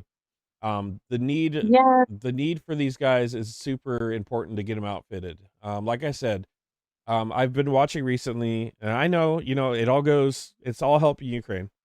But some of these fundraisers, they're huge. They're here, they're outfitting entire brigades. Paige is a smaller one, guys, and she needs our community support. I'm just little. Yeah, but Just a little guy. like I was saying earlier, how many brigades does she just name off that or have been helped or are being helped? So just think about that. And some of these guys, they don't have anything. They have very little. Go ahead. I was just gonna say the Cars for Ukraine thing. Blonde Bombshell or Natasha just sent me the request video. So but I haven't even had time to watch it. But so I'm assuming I'll verify. But your team should have that now too. So if not, just let me know, and so we can make sure that we get that going too. And thank you for doing that. Well, I mean, I know how important that line is there. Like I said, we both had a feeling it was going to pick up in that area. And when you said your men have been there since the beginning of the war, to see them fighting in their own home area, to see them fighting for their family's right to exist in that area. We're only 40 to 50 miles max behind them in some cases. And a lot of them have probably left or people have been killed already. The civilians. Civilians are always the ones that take the most damage in warfare. You're also helping. There was a defense. Was it air defense in Dnipro as well? We haven't. Yeah. That's the. Yeah, we have an air defense team, and I'm just totally blanking out on their. I think you said it was the Dnipro. I can't remember which group you Well, said it was. in that area. Yeah, I mean, yes, that's it. It's they are protecting that city. God, what is that group? The 30? No, the 31st? Let me look it up. I'm totally just blanking on it. Like, I got to see these guys this last time I was there too. Unfortunately, one of the guys that I had met in 2024, this back in June when we went and saw them, one of them had just passed away. We actually had to reschedule. We were supposed to go see them like the first week I was there, and then had to reschedule because not all, but like a couple of the guys were at the other guy's service. So that was a pretty sad, but it was still good to see a lot of the other. Yeah, I remember seeing some of the videos you were sharing of your guys, and one of them, I believe it was a mortar round, landed right next to one of their heads when they were in the trench. That was, I believe it was a mortar round. But one of your guys. I'm trying to. There's like a couple. There's one where like the guy filming is like, there's two guys like leaning back in a trench like this, like in a dugout, almost not even a whole trench. And he's like, "Well, boys, how's it been?" And they were like 3 hours of hell or something. And then like right after there was a huge explosion. I don't know if that was that, or there's one where they were in the actual trench, and one of my really good friends was knocked unconscious for about 20 minutes. And that whole thing was really scary. But anyway. 20 minutes unconscious. My God. That's, excuse me. That is insane. That is insane. Yeah. All right, we'll check it in on the chat here. You guys got any questions for Paige? Please ask right now. I gotta get a drink of water. I will be right back while you take over the scene here, Paige. Okay. I don't know what anybody's talking about right now, so I'm just gonna right. I guess what I'll thank you, Blonde Filler. I love that. For those of you who don't know, I or haven't seen this on Twitter or anything. So a really common sign, like a token of appreciation from Ukrainian soldiers to volunteers, is giving patches. And that became a much bigger thing for like fundraising and stuff like that. And like some people will go like buy a bunch of them or whatever, but like, and which I've done too. Like some of them I have purchased some before, but there's also some that like I'm not willing to part with because they're like good friends or groups that I've helped a lot with or had like gone through something with him or something, so like those are pretty sentimental to me, but I wanted to come up with something to give, like, because morale is always a big thing, with the guys, especially like coming to visit. It's a fun thing for them. It's something different, especially because a lot of times they're just doing the same shit over and over again. It's just something different. But so I came up with my own patches, and I used a nickname that I earned. One of the many nicknames I earned from Russians, which, and this is probably mirrored, but murder whore, which is one of my favorites. So this is the patch, the murder whore core, and so I put these together, designed the like initial design, and then had the patches made. Then the bottom part says "Till death do us part," and then I also have some a couple t-shirts that I had printed before I went over this last time, and they say, like, the bottom says like "Make love and war," which is my favorite. So just, and they were so excited and thought it was so funny and loved it, and like, it's just something different. I don't know, just kind of like they weren't expecting that, and then the fact that it was like, my whatever, like I made it for them basically, and even the design, like the girl, I made a couple different designs, and the final design was chosen. I had a former student of mine who's in the military. I'm explaining the murder horror stuff. I had him pick the girl, like the final version, and then I had some foreign fighters help pick the wording because it's a little harder to explain. Like murder horror and stuff like that is a little harder to explain to non-native English speakers. But yeah. Okay, I saw there are a couple of questions. Am I planning to go back? Yes. That it is a little bit more challenging for me. All of my own expenses, like my flight, my food, obviously, like when I'm actually there, a lot, like we stay with a lot of people, and food is not even one of the biggest expenses because Ukrainians are very hospitable, and I'm always full when I'm there. Like we show up at this like garage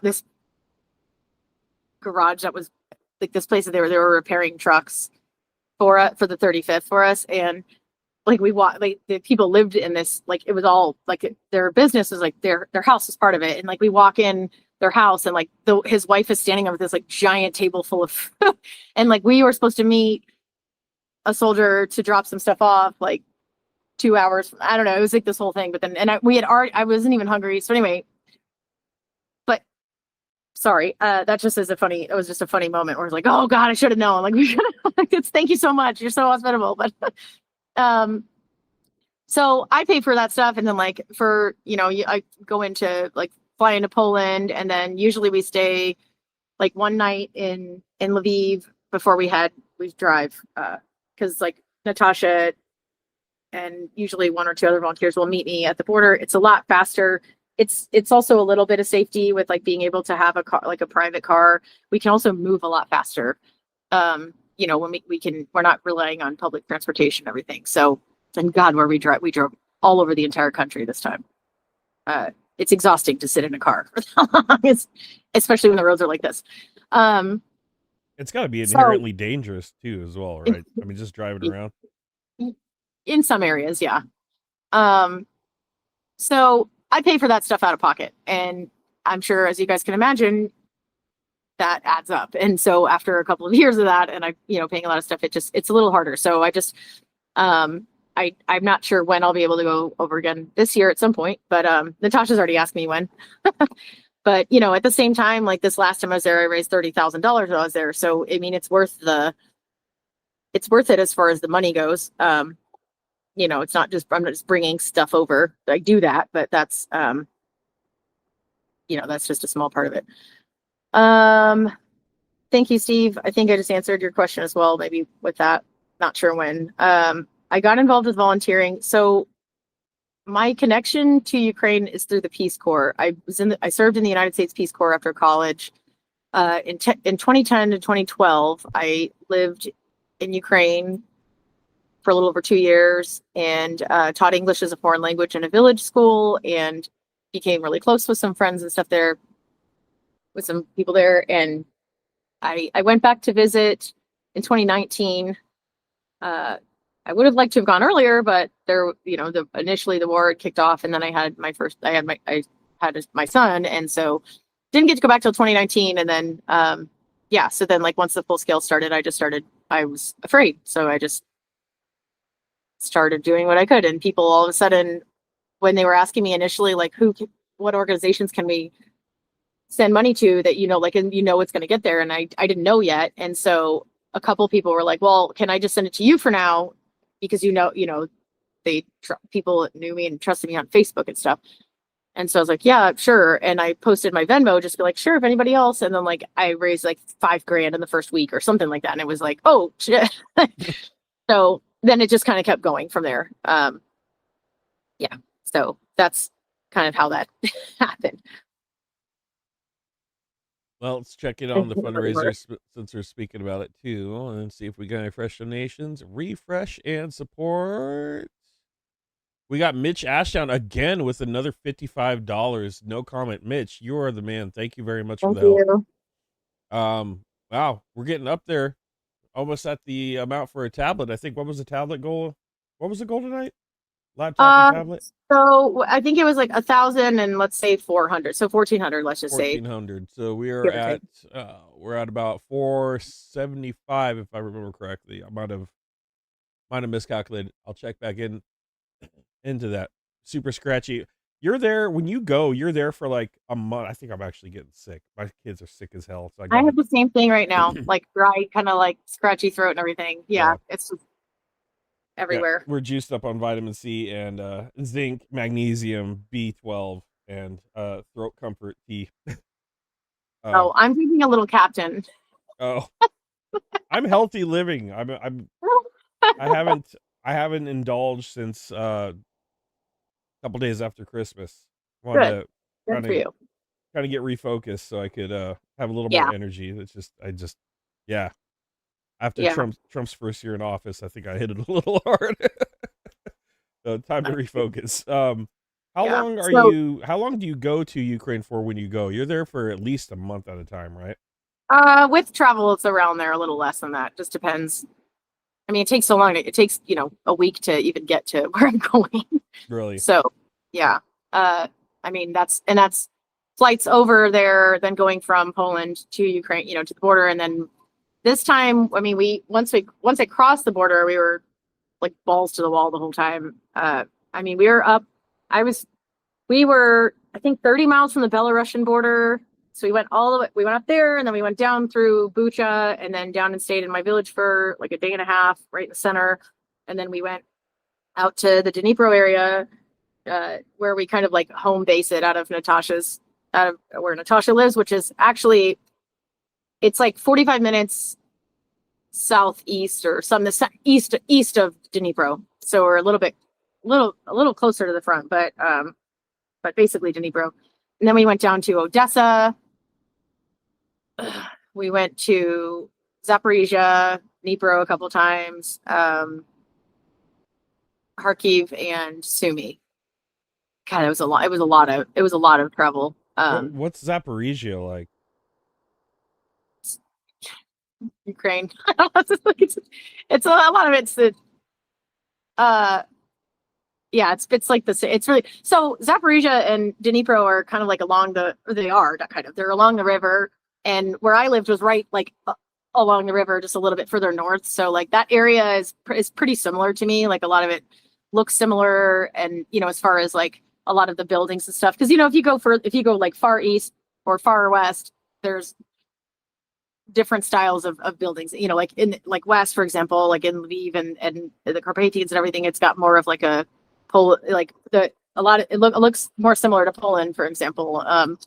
So yeah, it's familiar to me, I guess, is more of how I would describe it. I don't know how else. It's another Ukrainian city, Yeah, it just was. like a scarier one because of nuke stuff. I don't Well, know. yeah. I mean, and God, Dnipro's getting hit like crazy lately. That's all I've really been seeing. Other than the big strike in Kiev that knocked out all the power. But So Dnipro, they've been getting hit. yeah, and I actually one something that I've been working on that I need to post about. A friend of Natasha's had twin boys.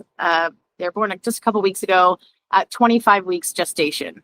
And for anybody that doesn't know, 40 weeks is normal. So, and 20 weeks is like the absolute earliest that it's possible for a, a baby to like a fetus. They're still a fetus at that point, basically. I mean, they're just, so 25 weeks is very early. They actually weighed a little bit more. Well, and they've gained a little bit, but I think they're around 4 pounds each.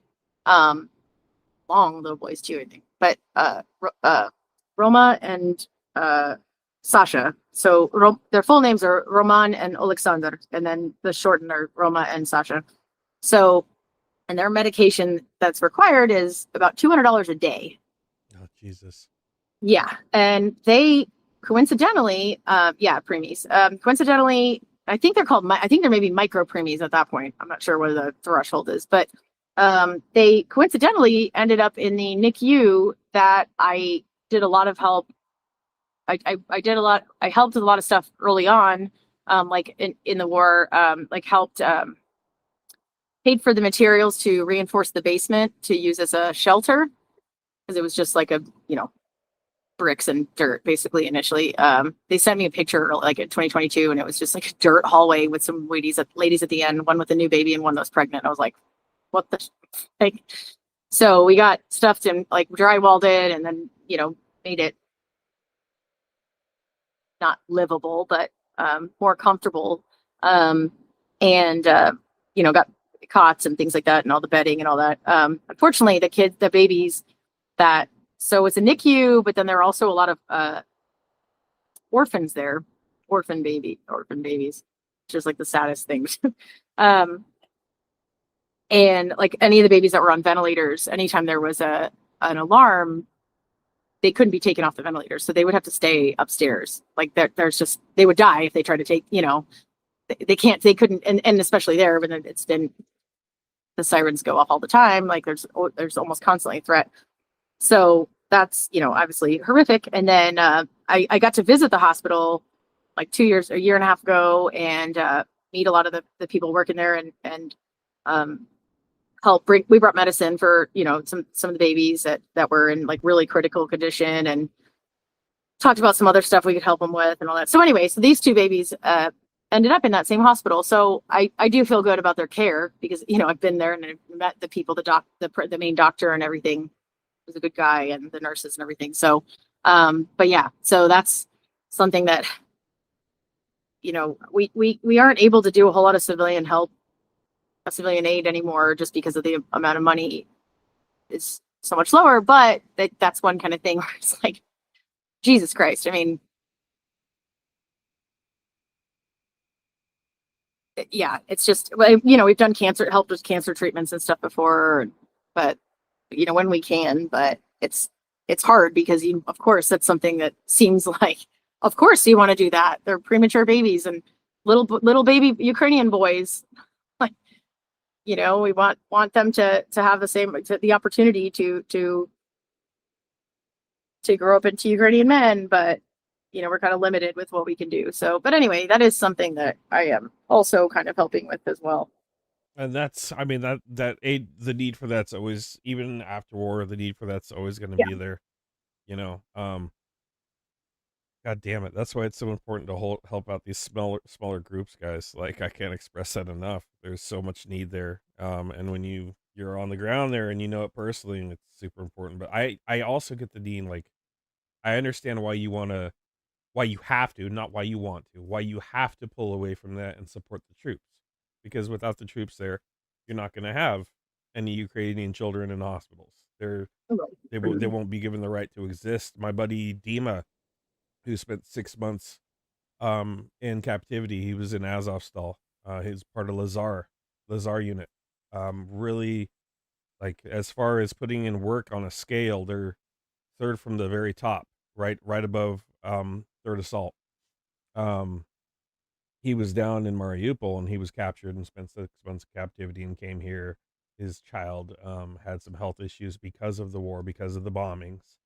Came here and ended up having to self-deport because he hurt his back and they wouldn't renew his visa here in the United States, and he ended up having to go back. His wife was pregnant too. We had a baby shower for him. We did a little online baby shower too.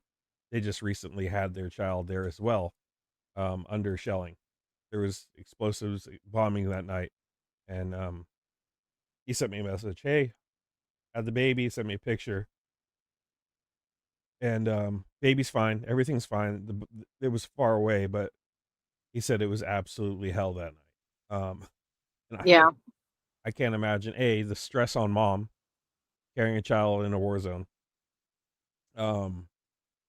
B, the disappointment having to leave the United States because we absolutely failed him in this country. If we can't find a way to make room for a man who spent 6 months in captivity after fighting for his hometown of Mariupol during the siege of Mariupol. It's the stress from that, the stress of uncertainty, whether or not you're going to be alive the next day, and also the power going out all the time, but bringing a child to that environment and not really feeling like you have a strong option. God, it absolutely breaks my heart. And at the same time, you're talking about a man who during his baby shower was trying to give all the funds he rose to his guys because they needed a new vehicle, right? So he understands the importance of them. And all the ladies got mad. They're like, "Fuck no, you're not." I'm like, But I'm smiling because they do that. yeah. Yeah. And they were like, "Fuck no, you're not. You're not doing that." I'm like, I went up to Anna, one of my Russian diaspora friends, and I'm like, "Hey, I need Dima to give me his PayPal. I'm gonna do something for him." She's like, "He's not gonna like that." I'm like, "I'm not asking." So what I did was we started a little online baby shower online for him for when he got over there, and it wasn't much, and we didn't do it long. And shame on me, I was so goddamn busy. I'm gonna circle back to it. I asked him again too. He's talking about getting his family out of the area right now, and he's in one of the major cities right now, and he's still concerned. That level of fear and anxiety on a family unit there is just it's Yeah. unbelievable. Honestly, I not being in a war zone have found myself feeling a little guilty for bringing children into the world at times. Like I've had that thought of like, think like, especially because one thing that I've learned through all of this is how bad people can be, and I feel kind of it bothers me a little bit that I'm like, man, it's just like just not my, but just like bringing children into this, like more into this. I imagine that there's maybe some kind of like, it's just like a new fear, like another, because one, you have this new role in life that you have to take on when like you're already consumed, in their case, consumed with their role as a defender. It's just a lot. There's a lot of normal human feelings about being a new parent, and then, or, having another child on top of being in that situation, and not just at war, but especially when you are one of the ones fighting, but, yeah, that's really sad. But anyway, it's good they're having babies, more Ukrainian babies. Yeah. In the meantime, I'm educating all mine to try to help other people. I think that's super important. Like you were saying, talking to your parents, teachers. Like I haven't had one of the teachers say what you're doing is terrible for his mental health. What you're doing is terrible for them, and teaching them how to advocate and show support and help other people from other side of the world. Like no one's gone up to me and said you're doing a bad job. Right. Um, and I would question them. I'd probably pull my kid from that classroom if they did, to tell you the truth. But Sorry, just before I forget, Steve asked, I think it's Steve saying, have I ever visited the Superhuman Center in Lviv? No, and I don't know what that is. I think there's one other that's thing. with the prosthetic. That sounds like that's a good name for that. Okay, I thought there was a different, or there was something else I meant to mention, but I just wanted to make sure I didn't forget to answer that. Yeah, I haven't researched much about it. I think I've seen small articles on it, but they do prosthetic facility. I'd imagine that's what it is. But yeah, I haven't researched. Speaking of Steve, he threw in $20. Thanks, Paige, for all you do for Ukraine. Chungus is the man. You are the man, Steve. You're an absolute legend. Thank you for the support. Thank you, for Steve. the support. Yeah, we're getting up there a little bit, piece by piece. Cheers. Cheers. I'll have my throat coat. Throat coat. Ooh. Yeah. That was my nickname in college. Okay.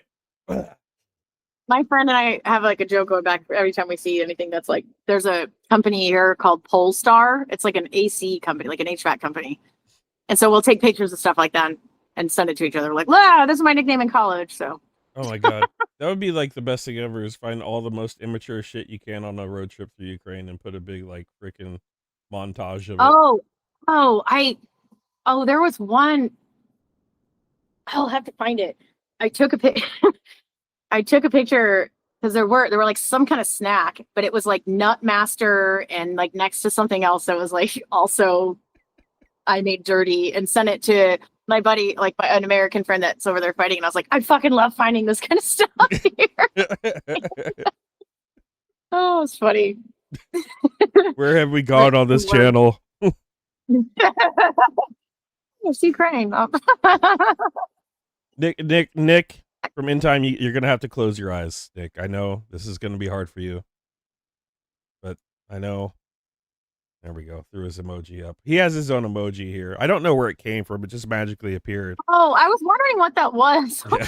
I'm seeing that. Yeah, he magically appeared into my emojis. I don't know who did it there, how that picture circulated around the internet, but is well known, and the infamous picture as well. I don't know if you've watched In Time. If I ever want to actually learn or get smarter, I go to In Time channel. And listen to Nick, and some of his guests on there. That's only when I actually want to improve myself and learn on a topic. I'll have to check it out. I'm laughing. Blonde Von Schiller said, "Nut Master, don't send that to Merc too soon." You laugh at that. I behind the scenes in his because I moderate for Merc in one of our little channels there, I told everybody, I'm not gonna lie, this is the most I've ever thought about another man's balls in my life. But completely out of love. I love the fact he was brave enough to go take the preventative measures, because a lot of people depend on that guy for staying healthy. He's out there doing his thing, and man, what he does, God, he's really growing too, to see his channel grow. But Yeah. he was sacrificing himself. I think it was on the day that Nicole Good was shot. He was supposed to Yeah, that get was when he was supposed to have surgery. Yeah, and then he ended up getting tear gassed. I'm like, oh my God, respiratory issues and going to sleep and having a surgery done does not go well together. So I'm glad he did. I'm glad he took time for himself. Yeah, I told him the same thing. I that just reminded me of going to the doctor a couple years ago with my blood pressure was high. I've had blood pressure issues, but it's under control now. But for years, but they were like, "Have you been have you been experiencing higher than normal levels of stress in the last 2 weeks?" And I just gotten back from Ukraine like 2 days before that. I was like, "Yeah, I'd say so." What? I don't know. I meant to write to Merck and tell him this, because the day that he did have his surgery, just 2 days ago, was my older son's birthday. And so I was meaning to message him and say, on this day, this many years ago, doctors removed 2 testicles from me because I had a C-section. Oh, that was kind of funny. I'm sure he would appreciate it. I know he was really happy for all the support he got. God, Yeah. I hope he gets back out Go to there. your annual checks. Go to the doctor, especially guys. Guys are so scared of that. Damn it, I know. I'm going. I was gonna go next month, but I have a tooth I've been working on, and I have to. My doctor's appointment. It took me 6 years to find an actual physician other than going to clinics where I live, because I live that remote. The waiting list, it took me 6 years to actually find a doctor that would see me in my area. So I'm finally, after a decade and a half of going to the doctor, I'm finally going to go, other than for like antibiotics for getting sick, go get my blood work done this next month, hopefully. Oof. Yeah, I got a lot to go get checked out. But definitely take care of yourself, guys. Like, you have to think, you can't help anybody else if you can't help yourself. But I'm going to go. I got a few medical issues. Like, I was at the Great Wolf Lodge and going down this slide, this really fast, like whoosh. I'm like, oh, this is cool. And I look down and there's like an organ popping out of above my stomach. And I'm like, that's the size of a grapefruit. What's that doing there? I'm like, whoop. I'm like, oh my God. Is it like a hernia? Is that a hernia? Yeah, I think I have an upper hernia, but I looked down and it looked like an alien head was coming out, like on Aliens. Like, I didn't hurt it. It scared the shit out of me though. So yeah. I looked Were down. you like, am I pregnant? I don't know what it was. It might have been like my gallbladder or something coming out of my chest, but yeah, probably. I don't know, intestines maybe. I think that's what. It was right below the rib cage, a little to the right of the stomach, right below the ribs, right there. And I looked down, and it literally like this coming out. I'm like, oh my God. Yeah.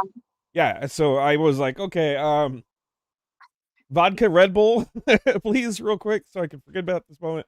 But no, it was healthy living from there. And then, yeah, I gotta go get checked for upper hernia, which would explain a lot of the issues I've been having. But I hear you can live with them for 10, 15 years and not know you have them. Yeah. Yeah. So, God knows how long. I've probably had it for 10 years already, but whew. Yeah. Little unnerving, especially when you're out of town with your kids on vacation alone. Yeah. And then you get poked in the eye. Yeah, that's what I was kind of like chuckling about. I'm like, God, that was a really rough trip for you. We powered through it. I didn't let it slow me down. Like, well, okay, so and bringing that medical issues back to Ukraine, we were visiting a couple of injured soldiers. One guy in particular that a younger with the one of our guys from the 108. Incredible story. I wrote it out on Twitter, but he ended up having to engage in hand-to-hand combat to save himself and his three guys that were shot next to him after he was shot, and then treat that, because he's their medic. So then treat these guys, and all 4 of them lived. So we were visiting him, and the elevators are these like tiny little Soviet elevators. And there were like 6 of us, because there were it was Natasha and I, and then some of the other, like one of their commanders, a couple other guys that are with his unit that wanted to come, we were all kind of visiting him. Natasha and I actually wheeled him down in his hospital bed. We got to wheel him down outside so he could smoke cigarettes. We took anyway, for the circumstances, it was like a fun time. We were just making jokes and stuff, but whatever. Oh, and so then when we were leaving, I was like, you guys take the elevator. Like, I went with the people that were walking down the stairs. Well, these are like slick concrete stairs, and I had left my tennis shoes in my village and hadn't bought any. I hadn't gone to the bazaar or the market to buy new ones yet. So I was wearing flip-flops on these slick stairs, and I ate shit. I slipped and my butt bounced down 3 steps. And which naturally, my first thought was, oh my God, I'm humiliated. And then my second thought was, I think I broke my ass because Oh it my God. bad. But I like jumped up and I'm like laughing out of like embarrassment. And Natasha's like, it's not funny. She was mad at me. She's like, it's not funny. It's not. And then the poor guys, one of them's got his arm in a like this brace or whatever. And I come out and we're meeting the other guys that took the elevator down. We come outside and I said, and I told him, I said, "Ya trista," which means I'm 300, which is like what they say out. Like I'm injured. So they're all cracking up. So I was like, well, at least I got some good laughs from them. You know, made them smile. But yeah, my tailbone hurt for months after. Like that, the tailbone injuries really hurt. But and the best part was that was toward the beginning of the trip. So I still had a couple of weeks of riding around in the bumpy car. Oh my on that God. butt. Oh, So yeah, it was rough. there's It was nothing much rough. you can do for a tailbone injury either. You just got to let it Nope. heal, right? Yep. Oh, Yeah, it was God. it like for the first like 2 days, like I was in a lot of pain, but I was trying so hard not to like make a big deal out of it. But that was fine. So I was injured in a war zone again. Stupid. Someone get her a Purple Heart. Uh-huh. That's Right. It's like, maybe she can give oh it to Donald Trump for additional aid to Ukraine. yeah, sure. Yeah. So he was in, you said hand-to-hand combat? The man you were visiting? Yeah, yeah. He actually earned his call sign from that. He's Rambo. God damn, dude. That's He so you can't put a splint on that one. Yeah, there are no butt splints. And I mean I had splints. I could have used one if I would have done anything. Thongs are dangerous in any situation. Oh, thongs. I was thinking underwear, like flip-flops. a butt splint. Is that where we've gone to with chat? Is it that late? Yeah, butt We're- splints. We're on butt So yeah, so this guy, and he had been I saw him a couple years ago, met him for the first time a couple years ago, and then he was injured like just before I got there this year. And so he was walking with 3 other soldiers, and they were kind of doing a patrol, I guess, or I don't know, they were walking down the road, and there was one enemy soldier that had gotten like wasn't separated. And I guess this guy just like he was just like, F it, I'm gonna go like do as much damage as I can. I don't know. So he threw a grenade at them, which hit them, and he got some he got shrapnel through. Oh, and I felt so bad because he lifted. The nurse was checking his bandage, and they let me look at it, and I reacted in a way that I should not have, because I should have been like, like somebody gets hurt, and you're like, oh, it's not that bad, you'll be fine. But I was like, oh, and there's the back of his arm, so you can really see it, and I was like, it's okay, it'll be fine. Because it was just a hole. Like Right. It was a hole in his arm. And I don't know, I just assumed that it would be stitched up or something. But so yeah, so it hit them, so they all went down, and then the guy started walking up to them and shooting at them. He was coming over to finish the job. And he got hit, which I couldn't make this reference there because they wouldn't have gotten it, but like he was shot in the buttocks. But fortunately he waited a minute, and like he thought first, he was able to like, he came to, I don't know if I'm assuming I don't know if he lost consciousness at all, but like after the shock of the grenade, took a moment and I don't know what the guy was doing, but he jumped up and the other 3 were still on the ground. And fought the guy, and they were like pulled his gun away. I'm trying to remember there weren't too many, but like pulled his gun away. They were on the ground fighting, and he ended up pushing his fingers into the guy's eyes to overtake him, and then was able to eliminate him with a firearm. Wow. And then he had to treat the other 3 guys, which I was like, so, you know, we always say like, put your mask on first, you know, in an airplane, put your mask on first before, you know, help yourself before you can help others. Well, he didn't. He went and was treating the other three, and and all four of them lived. And he actually had bite marks on his fingers from the guy. The guy, when they were fighting, he, I think, was like behind him, I think he said, or something like that. But the guy got a grip on his finger with his teeth. So he had like teeth marks on his fingers from that guy. So, yeah, just crazy. But he's a younger dude. He's like mid-20s and in, you know, decent shape and everything. So thank God, because, you know, to physical, especially after you've already been injured. And at that point, I'm sure, as you know, you're running on pure adrenaline too. But to be able to overtake another person and then have enough, you know, energy and everything to get help, to get, you know, to call for help, to get these guys touched up and everything. It's crazy. Yeah. So he's Rambo now. Wow. That's a crazy story. Yeah. And that's the 108. That's who we're helping right now. Yep. Guys, Yeah. That was it. His operation direction. I told you guys when I said that the 108 who we're helping right now are a bunch of badasses, I saw some of the videos, and these guys are the real deal. And they need whatever they need, and we need to help them. We're getting up there now.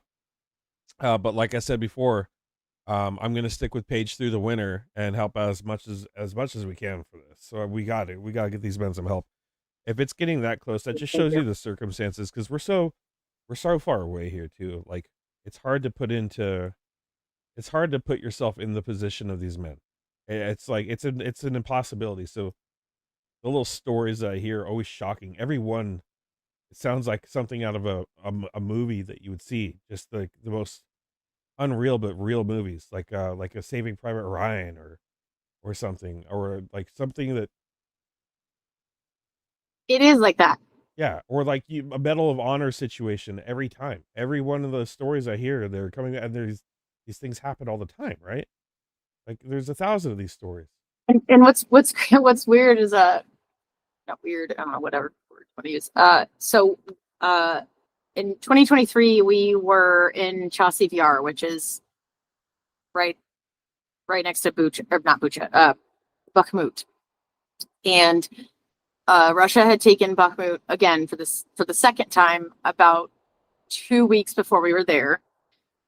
And so we're driving, and so it was with some guys from the 93rd, a medevac team. And we get in the truck, and he's like, "So you want to see some stuff?" I was like, "Okay." I didn't know he was going to take me to the fucking zero, and we were going to be looking at the buildings in Bakhmut where the Russians were. But we did that. But before we got there, we're driving through Chasiv Yar, and there's like destroyed equipment, and you know, and there's like homes that have been on fire, and there's bullet holes all over, and like all this destroyed equipment. And I kept thinking was like, and the roads were muddy, and I was like, this is like a movie set. And then I kind of laughed at myself because I was like, no, it's not a movie set. Movie sets are made to look like war zones. Like, right. It, you know, but it was again kind of a surreal thing. But like, and a lot of violent, bloody scenes and things they do that, especially more, you know, in the last 10, 20 years, like they're fairly realistic with how a lot of that stuff looks. Like watching medevac teams like actually working and in hospitals and out. I mean, yeah, that's what it looks like.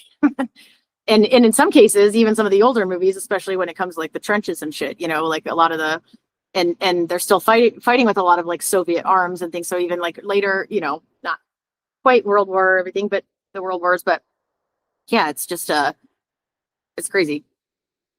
Pretty surreal. I remember watching very recently. There was the two men that they were trapped. They couldn't get out. Two Ukrainian men that were trapped, and they were in position for Pokrovsk.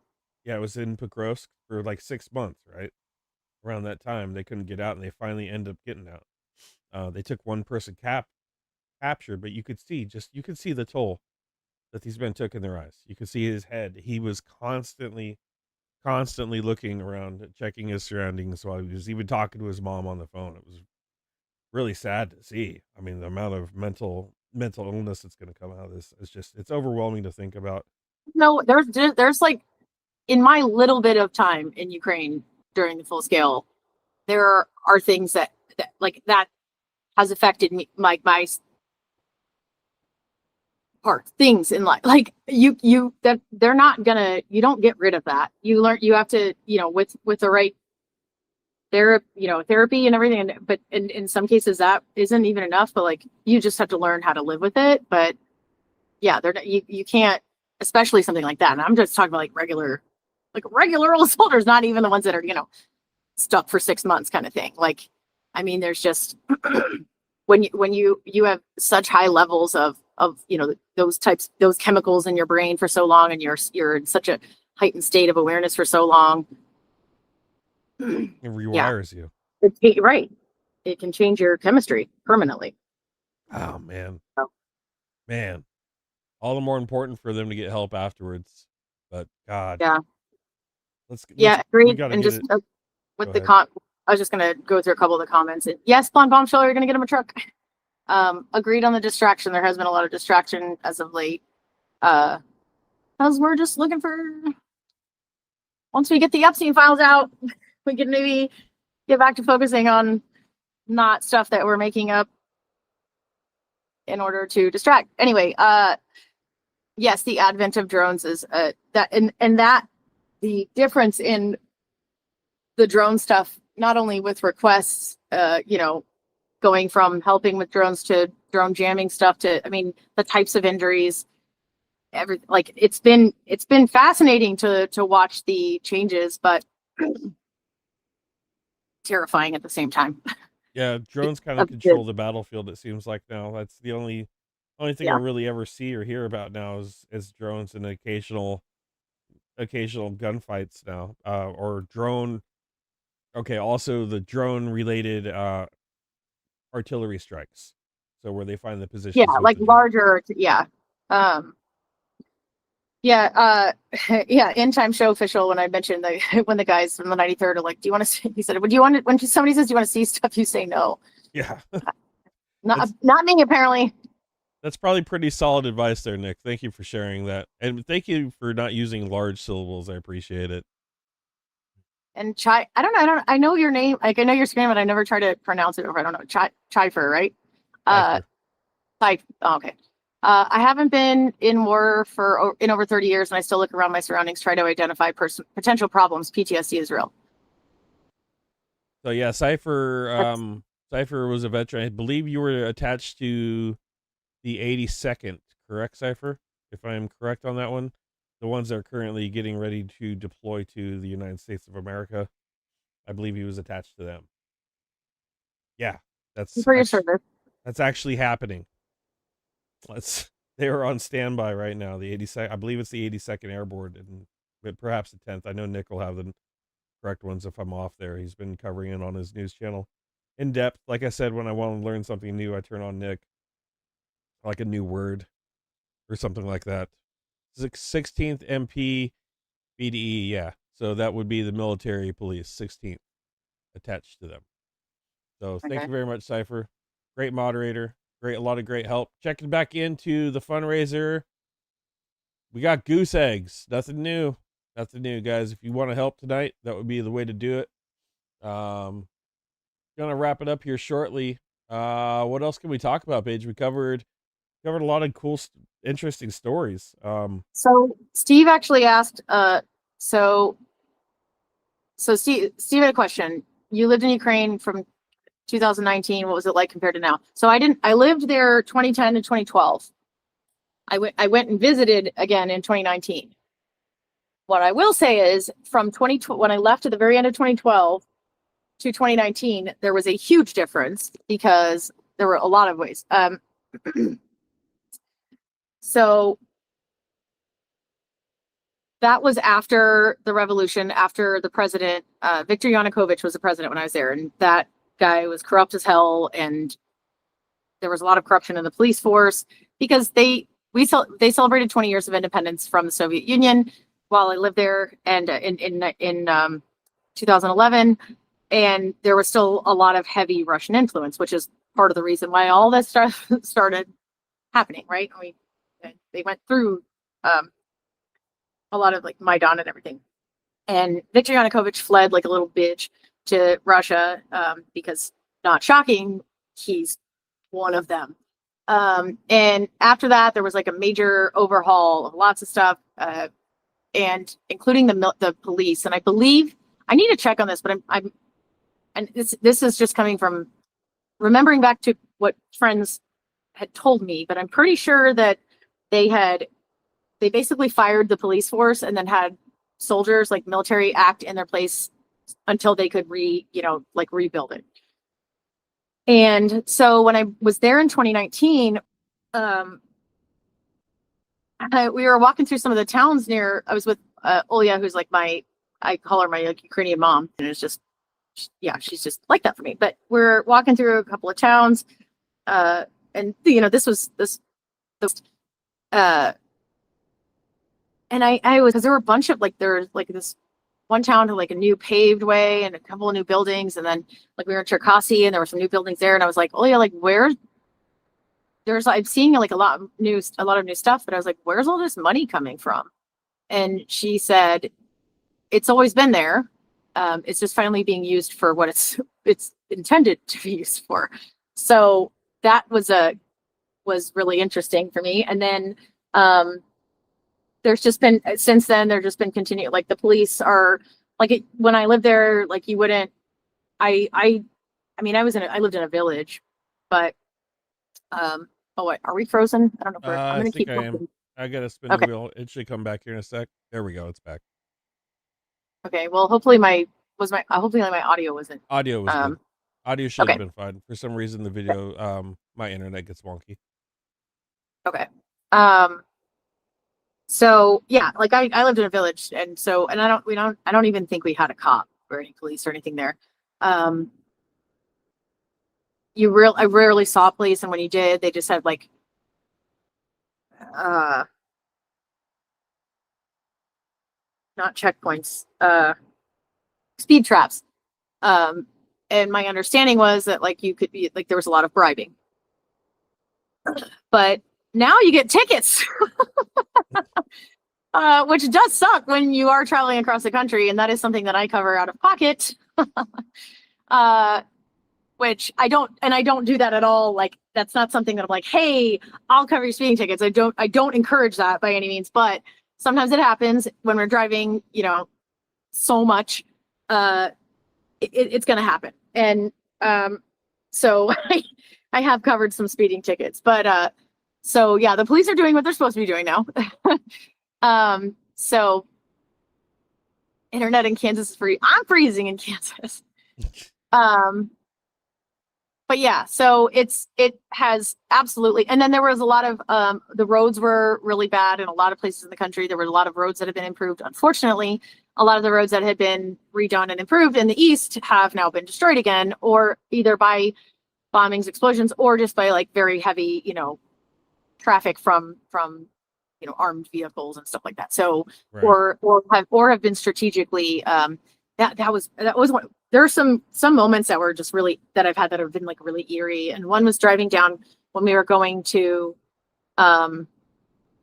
Plus when we were going to Chasiv Yar, Kostiantinivka, and then went to Chasiv Yar, and then just outside of Bakhmut. We're driving on this road, and they basically made dirt mounds. So it was a kind of highway where there's like 2 lanes and then 2 lanes and then a huge median, right? Like big gap, and then 2 lanes on that side. On that side of the road, which we normally would have been driving on, they had knocked all the trees down. Like they had like cut trees down. So they were just like lines of trees to basically block off that, to limit the in and out. Like you couldn't go on that side in those 2 lanes. So all the traffic was on this side, but even on this side, it was basically down to 1 lane because they had these giant mounds of dirt that were like alternating, which, ooh, I get goosebumps even thinking about it. Like I knew we were still probably an hour or 30 minutes out from Kostiantinivka, and a lot of this stuff had been put in place like initially, when they were first coming in and everything. But just knowing, like seeing the trees like that, and then driving up to these dirt, like, does that make sense what I'm saying? Yeah. Like they're just like little like dirt pile, like wall piles basically. And so, and it's like, Like a what the hell is checkpoint, behind like you? You a don't, heavy equipment checkpoint almost. Like yeah, but it was just dirt. Like there weren't even like a lot of the checkpoints, there's like camouflage over. Like there was nothing like official or like it was all just dirt, but there was just like these mounds alternating. It was just so it was so eerie, I guess. Because you have to go, we'd go slower or whatever. Because you're kind of well, one, you have to be careful because I mean you're not totally going like this. You can kind of go down the middle a little bit, but it's the guy that's driving is the volunteer that's driving is going a little slower, but it's just kind of creepy when you're coming up on these things and it's like, I know that they're not behind these, but what if they are? Right. Kind of thing. Oh, and I'm laughing about that, but because I knew that there weren't Russians behind those. But then when you think about when there were at some point, like,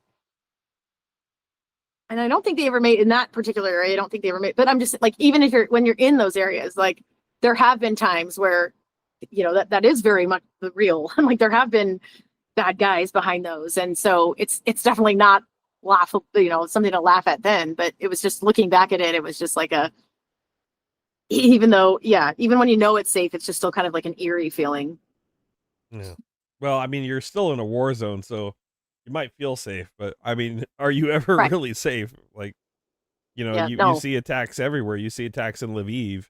You see attacks in Ivano-Frankivsk way to the west, in the mountains.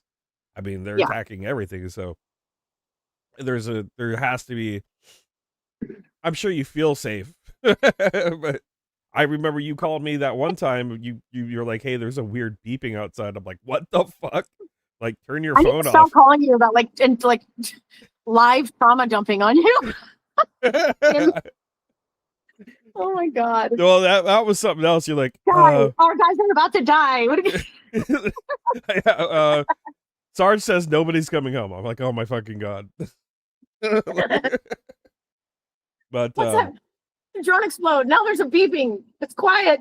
that was the moment for me when you're like, I hear there's a new noise outside. I don't know what it is. I'm like, turn your fucking phone off now and stop talking to me. Like airplane mode. Turn your phone off. Oh, that just ended up being one of their equipment, the good guys' equipment. Apparently, I never found out. It just stopped. Yeah, the beeping just stopped. That was super eerie. God, that's a level of stress too. Like that's another thing. Like do you have that anxiety too, like all the time with you, like just that feeling? Like I hate it. I hate it, and it comes inherent, I guess, with the level of what you do having Ukrainian friends. But God, that level of fear just is always there. Is this the last time I'm going to talk to this person? So I actually don't really get that feeling as much anymore because I think I just kind of got used to. I mean, like right when the full scale started, I was on the phone with my friend Svetlana from my village, and Sveta, she's one of my, I would say like probably one of my best friends, if not my best friend over there. And and she had called me when they came up. They didn't have service in their cellar where they were hiding, and she had called me when she came up for a little bit, and she's there with her husband, and I knew him too, and I'm like crying on the phone to her because I'm afraid, and like they're reassuring me everything's gonna be okay. Like, and I laughed and I was like, this is so stupid. And they're like, no, like, but like, I don't know, like I, and it's a different kind of like they could their emotions at that point. They're more in this like fear, survival kind of mindset, whereas I'm in this like sadness and hopelessness kind of feeling, Right. So we're experiencing different things, but yeah, I that first year especially, like I said goodbye to friends so many times where I thought it was the last time that I would say, that I would say goodbye to them. So I think that I think I just kind of, I hadn't thought about it in a while actually, but yeah, I know that feeling. I haven't felt that in a while because I guess after a while I had to like let go of that a little bit because it was like I can't keep thinking that every time. Right. Had to have like some kind of like I need to believe that they're going to be okay and stop trying, I don't know. Um, I Give it a second. We're coming back. Give it a second. We're coming back. Okay, reconnected. Yeah, I had a crash there. We are still on stream. It is coming back currently. Yep, we're back. Yep, good. Okay. So I'll buy plates here and then bring them over with me, and I use them while I'm there, and then donate them when I leave. So I get, I think the last ones I got were like 4+ or something like that. Ceramic plates. Is that the top tier ones you can carry, the 4+s? I think that civilians can get, I think. Oh, so there's a different rating between civilian and military? I don't know. I don't know. Or police force or whatever. I don't know. It basically like the only bullet on the little like chart that it can't stop is like this high powered sniper bullet that's like this big. And I was like, okay, if somebody's a sniper's firing that bullet at me, first of all, they're not aiming for right here. They're probably aiming for my head. And also, like, I'm out. Like that's just like but I also with the helmet, a lot of the guys actually don't even wear helmets unless you're close enough to where there's actually like combat happening. A lot of them, they don't wear helmets until that area. And in that case, yes. So that's another thing that I've done is I think we're frozen again. Oh, there we are. I will send money to Natasha because we purchase helmets, like we replace helmets for guys all the time, and I'll send money to her before I go, and she'll purchase it and have it for me. So we have it there available, and then I also give that to which the one that I gave this time was the one that I gave to our bestie. We call him 4 different names. Rowan. I can't remember like which one.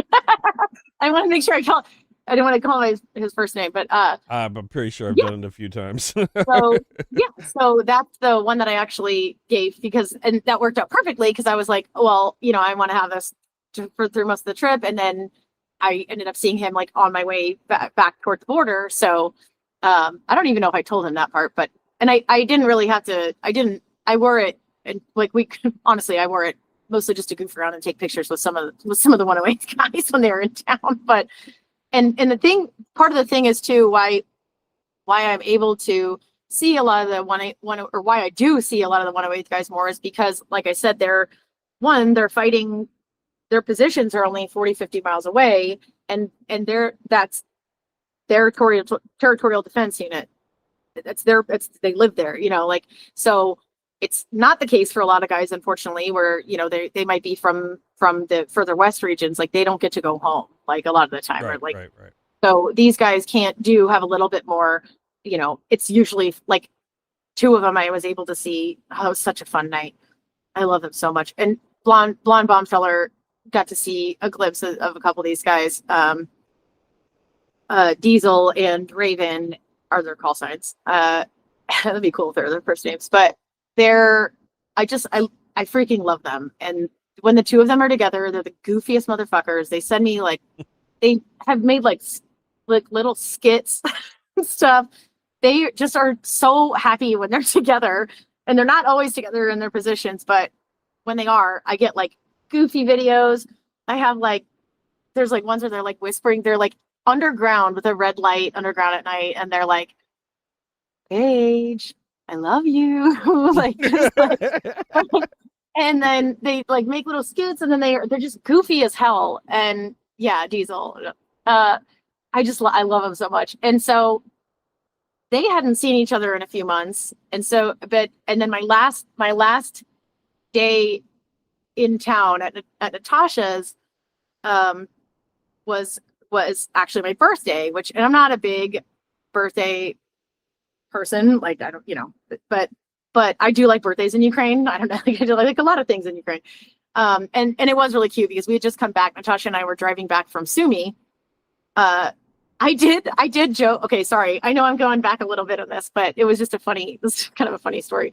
So when we went to Sumi, we stayed in an apartment where I'm gonna make sure that I'm not saying anything I should. No, I can see this. We were staying in an apartment where basically instead of having, like I was talking about how they live in a house closer to their positions and then they rotate out.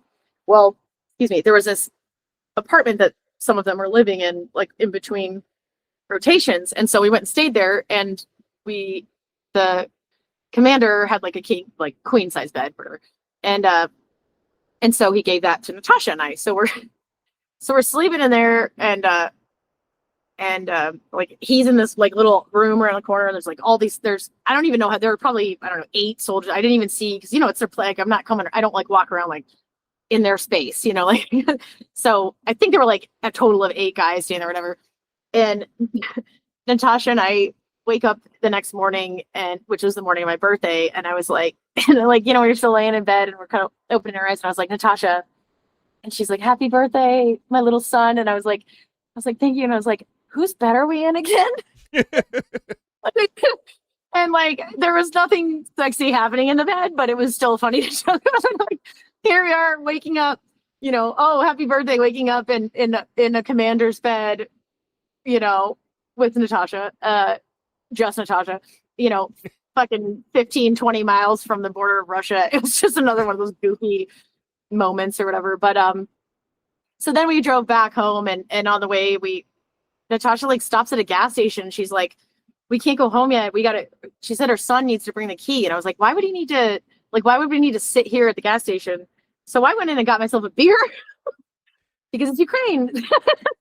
So I was like, oh, it's, I'll get a little birthday beer and sit in the car while we, waited. And then I'm like, why is she doing that? Well, they were setting up like a surprise for me. And I just wasn't, because we had been so busy. Like I genuinely wasn't expecting that. And like, we pulled up the house, like all her neighbors, and, because all the, like I know all the neighbors, all the kids now. I've helped with because some of their dads are defenders. So I've helped get them school supplies and stuff like that, and holiday gifts and all that. So they all come out with balloons and they all sing to me, and they had this cake with sunflowers on it. It was just precious. And then, and Raven showed up, and then Diesel got to come, and he had to get permission from his commander. And it was mostly because I brought a shitload of medical stuff for them. There was a group, and I'm blanking out on their name, but there was a guy that had sent me like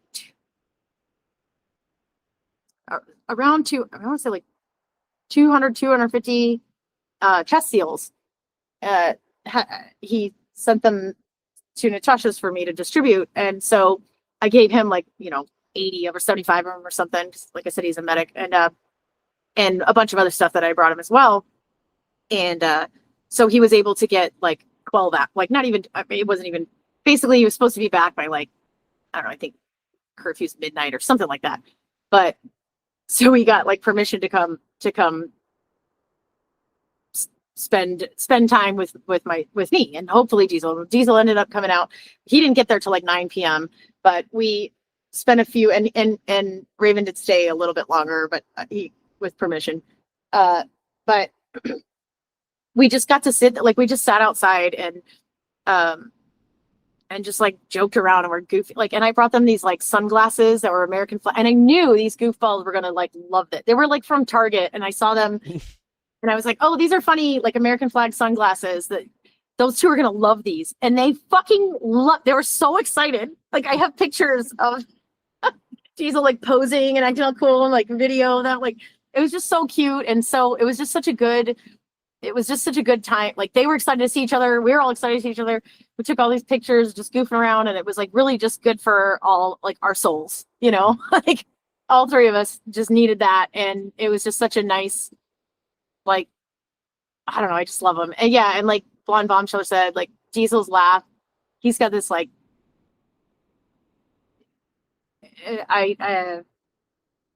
what's it like? He just has a great laugh. And I don't know. And then Raven's really big on like animals. Like he brings animals back all the time. He saves as many animals as he can, finds homes for them, and he has this grumpy looking cat from Bakhmut. Which it's funny because it's like I would look grumpy too if I had lived in Buckmoot and gone through what he went through. But yeah, I love them. So I don't even know why how I got into that. But anyway, yeah, I don't know. So this one was actually signed. This was in 2023. So it's like a half. Natasha met me at the border with this flag, which was really cute.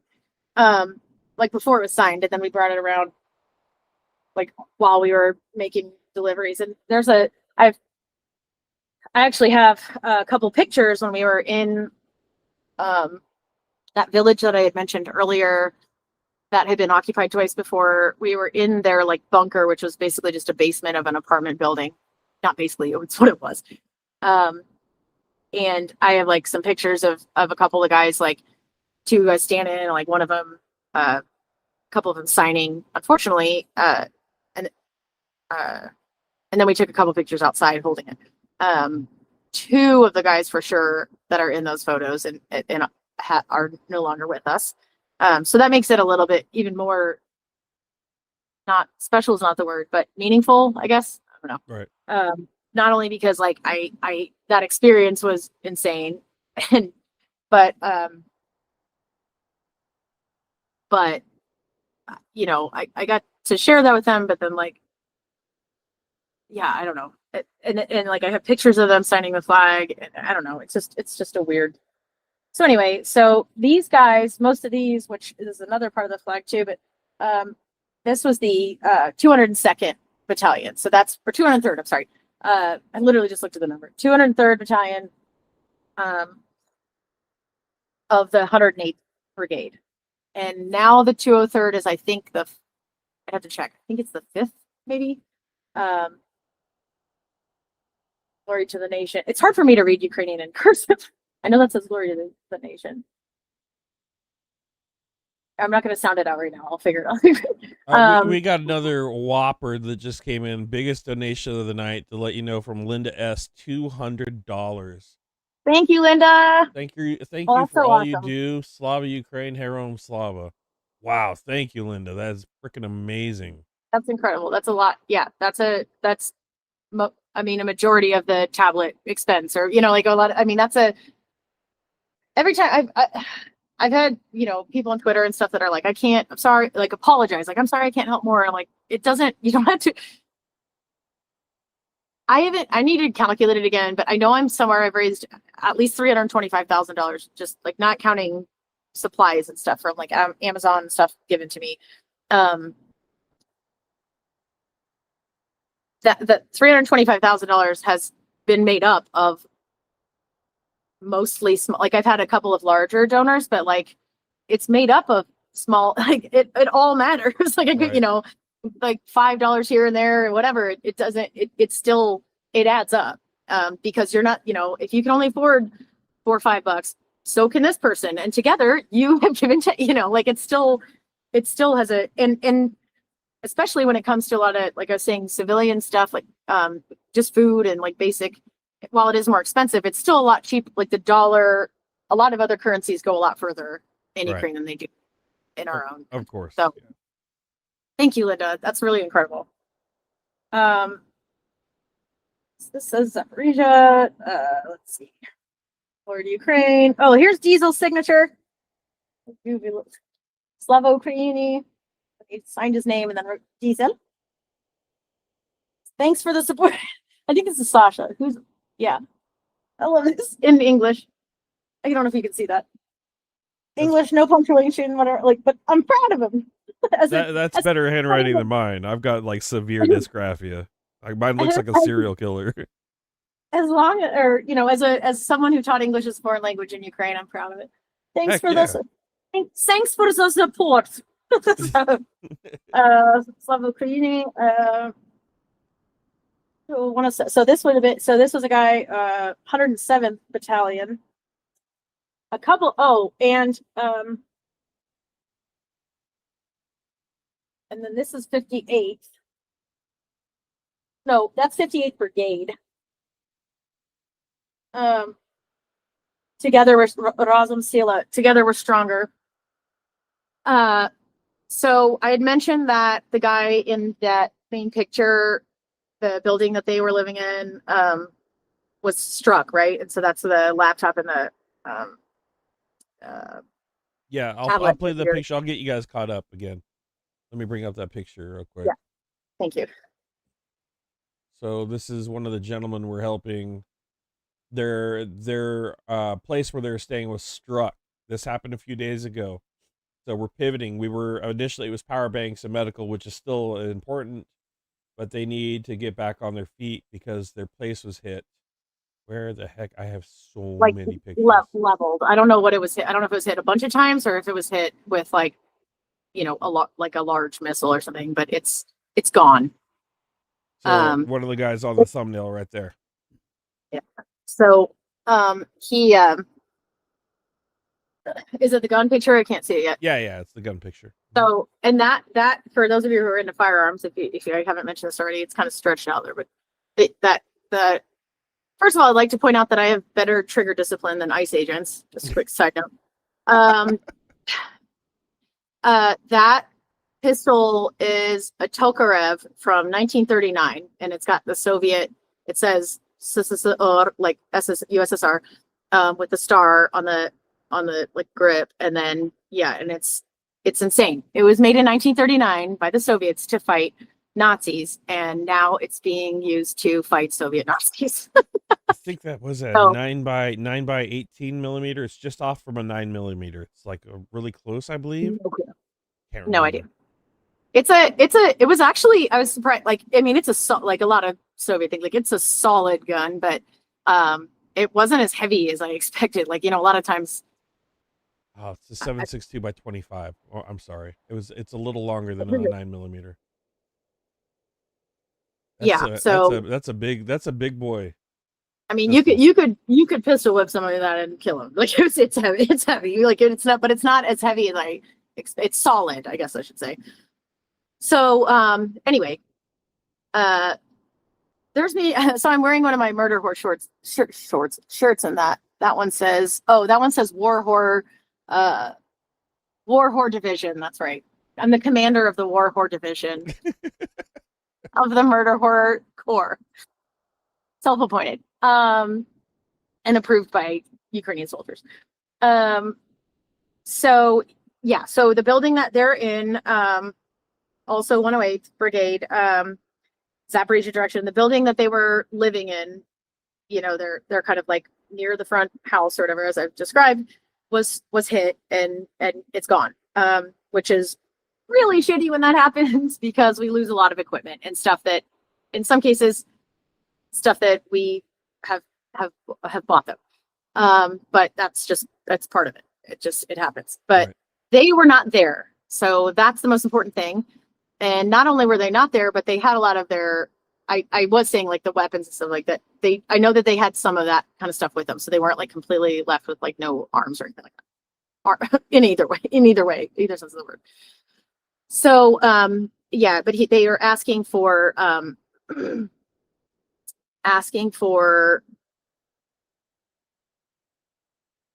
sorry, I got distracted. I squirreled with the comment section. Asking for iPad, the laptop and tablet. Yeah. So, because they use that, they use those for comms and for all sorts of stuff, for drones, for planning, strategery, work. So, there's an ad here. Okay, there we go. So that's something that like that they need now, because to be able, the commander, to be able to, I'm pretty sure I did buy that laptop, damn it. I'm thinking about it. It happens. But anyway, so that's where we're, so, I mean, regardless, they need power banks, they need medical supplies, they need probably canned food, socks. God, a million fucking other things. Yeah, that just reminded me, another one of the commanders from this group a few months ago, like still during the summer, their house that they were in was hit. Actually, it was the one that I was just talking about, where I'm pretty sure when we were in the basement, like apartment building, it was destroyed. Yeah, I'm 99% sure that was what it was. And they had nowhere to live. Like we bought tents, like, because they couldn't leave that, like the buildings in the area that they were in were almost all gone, but they couldn't leave there. They can't leave their position. So we actually had to get them tents. So they had something to live inside of for temporarily anyway. Like regular camping tents, or are you talking like the big Like military style, so but the big trash tents, the big tarp ones? yeah, like they're like squares. Yep. They look like a cube kind of. They're yeah. dark, completely pitch black dark inside. So yeah, little window in the back, and then they got an entrance and an exit. yeah. So we had to get some of those, but yeah. Looks like they do like chocolate. Peeking in a little more, we got another $25 from Blonde Bombsheller. Heart. Thank you, BB. Thank you. All right, I'm gonna show you one more flag, and then what do you say we wrap this up for the night? Yeah, I'm starting to get sick on stream. My nose is actually getting congested right now. Oh God, I'm sorry. No, I'm glad we got this in before you got full.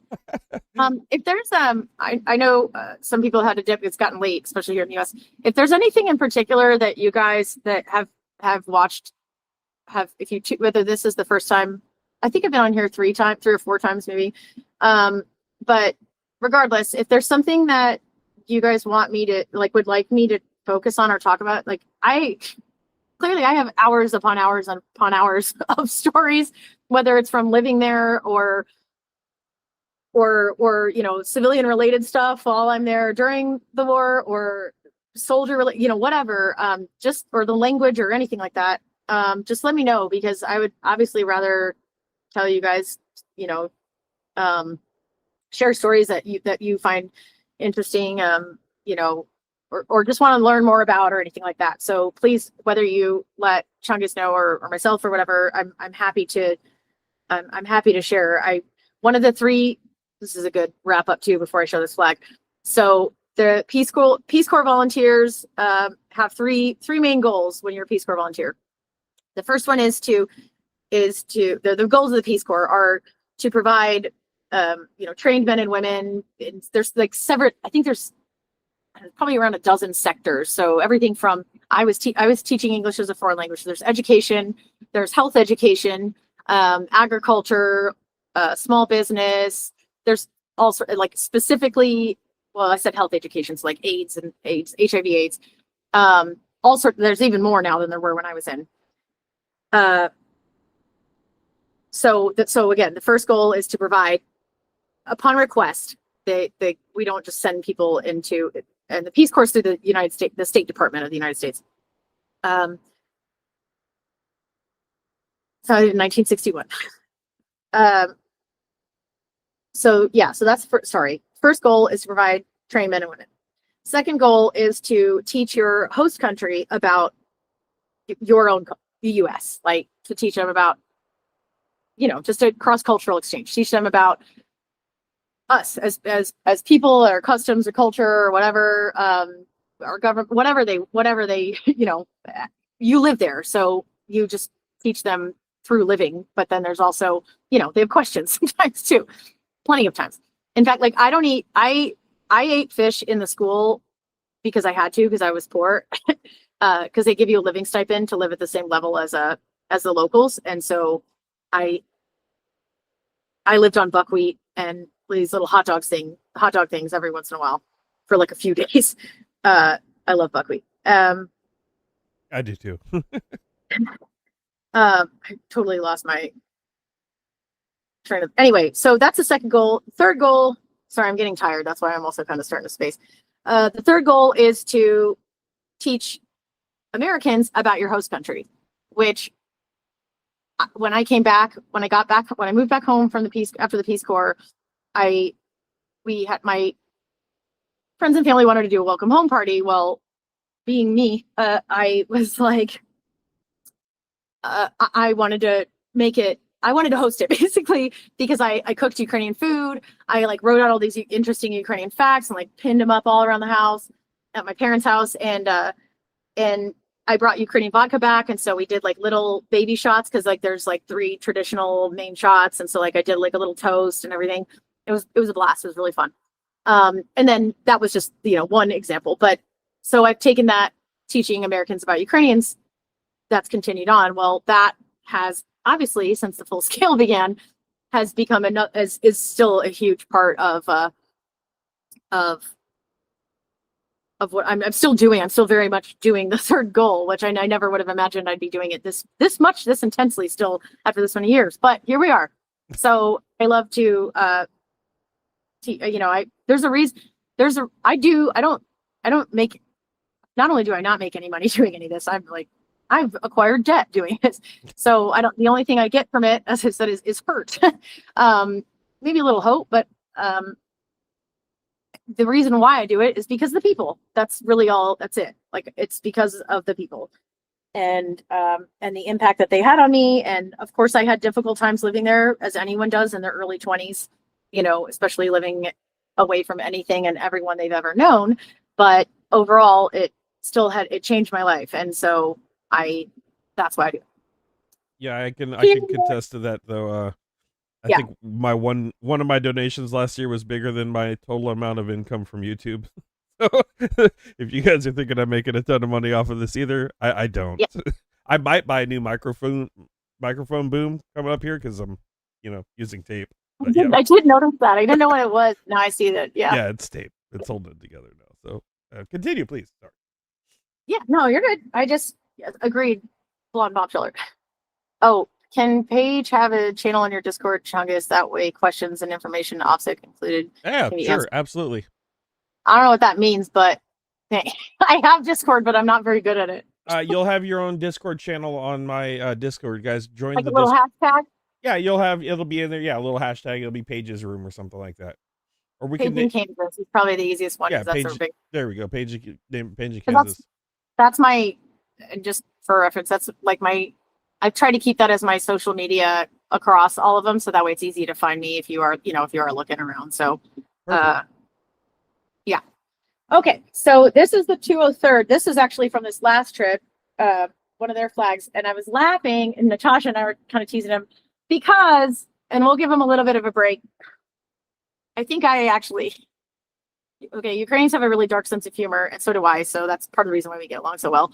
But we were giving them trouble because they wrote on the back of it, but I said that, we got to give them a bit of a break. There's a lot. They've had a lot of contusions, concussions. So basically, like, kind of teasing, and they found it hilarious. They're like, well, yeah, like, as an excuse instead of just being dumb and writing on the back of the flag. So they thought it was funny, but I don't know. It's probably a combination of both, to be honest. So these guys, these are also. This is Revo. It's hard to read from the. My peremojemo. We're victorious. We are victorious. We are being victorious. We are victorious. That's Revo. That's the guy that I was saying that guided me by hand through that village where in my Soviet chemical suit, where I wasn't sure if we were going to step on mines. Their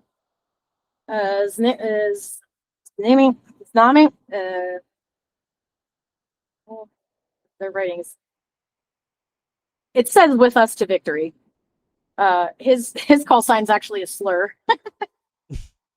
like a slur for Ukrainians. They tend to goes with that whole dark sense of humor. Victory with us. What else we got over here? I feel like one of these. Ted.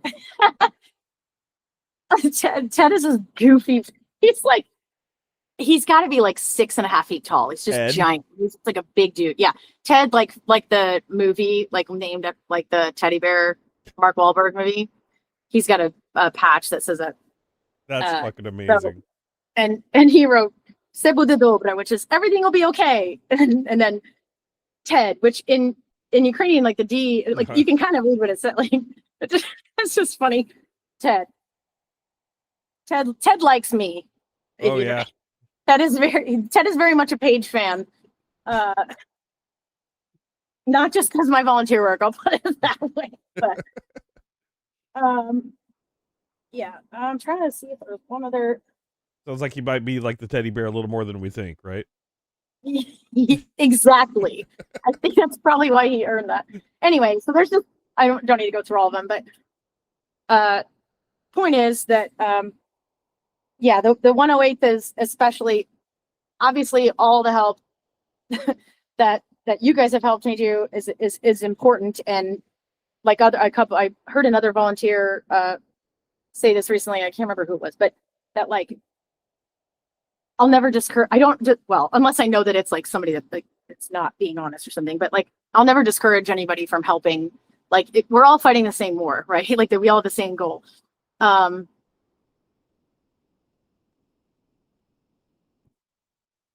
So, and that's part of the reason why Natasha and I, it's so important for us to make sure that we're, you know, being as doing our best as far as like distributing and prioritizing and everything.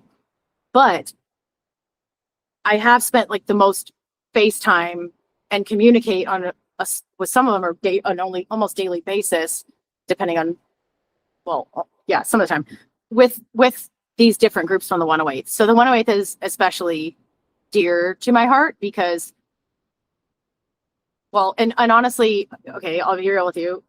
There have been times, well, not there have been times, it's always been, where the money that I'm raising for them is the only, like, that's it. They're not getting, like, they're not, everything else is from the military or out of pocket. So, and two of these groups, at some point in time have I know individuals have been like, because, you know, you buy a helmet for somebody, they didn't have a helmet, you buy a helmet, they get shot, it saves them. That's like saving somebody. But like there have been a couple of these guys that have like told us like we wouldn't be a unit anymore if it weren't for you guys, essentially. So which is both like I'm proud to be able to support them, and I'm glad that I've had this opportunity and I can do that, but it's also horrific, you know, because I could get in a car accident tomorrow. You know what I mean? And these guys haven't, the 108th, like it's a territorial defense brigade. They've been holding this line in the South. Like they haven't been known, you know, they're not one of the like popular brigades you hear a lot about or whatever, even though they've been fighting some of these battle, like just, so thank you is what I'm trying to say. Thank you very much for all your help to all the groups, but especially right now, since we've been focusing a lot on the 108th for fundraising and just tonight with what I've been talking about. So I appreciate it. I'm going to start crying now because I appreciate it. Well, that circles back to what I'm saying, guys. Like, I can't stress that enough. I know, you know, like I said, it all goes to places, but some of these groups, they get really well funded, and others fly under the table. They fly under the radar, but they're doing in the work. Like you guys just heard, one of her men was in hand-to-hand combat in the 108th Brigade, hand-to-hand, and then ended up getting shot, getting hit with a grenade, and fighting the Russian for his weapon, gouging his eyes out, and dispatching him and saving his guys. Like the stories that are coming out of these brigades, that's why it's so important to help some of these smaller groups, because so many people have so much and then so many have so little. So I mean, I think that's really important to focus on. Gonna peek in one more time. Thank you for sharing that, Paige. Yeah, we should probably wrap it up here pretty soon. yeah, for sure. What Agreed, blonde bombsheller. And yes, Steve, that's actually last time I was on here, somebody had said, because I do have a YouTube channel. I don't stream. It's something that I probably need to try to start to do because it's just another outlet, and with the limited visibility on other social media, I just need to look into that. But I have some videos that I've made on there, and then a bunch of interviews that I did, news interviews that I did the first couple of years. But because somebody had said like, well, Paige, you should stream, or you should put these stories like on your channel. And I was saying like, I know I should, and I want to, because a lot of the stories, like it's I took the response by when they told me, when, you know, a lot of the stories that I've been told, I took on the responsibility of sharing that. You know, when I sit down with people and they want to tell me these stories, like I'm telling them, like, I will help share this outside of Ukraine. So it is just, it's hard to sometimes, when you know that some of this stuff is difficult, like getting yourself in the mindset of like motivated to do that, you know, because there are a lot of, I generally have to be pretty upbeat, you know, you have to keep people motivated, but I also am a human and have experienced a lot of feelings myself, and fear and anger, especially. So I do plan to stream eventually someday, or at least make some videos to put on there with some of these stories. So Well, if you need any tips on how to set it up, I can help you 100%. Look, I have this, I have stuff and ring lights. I just don't know how to do it. Well, I'll tell you what, the person who helped me has been in and out of the chat most of the night. It was Nick Suter from In Time. He helped me set up my OBS. I couldn't have done it without him, so thank you, Nick.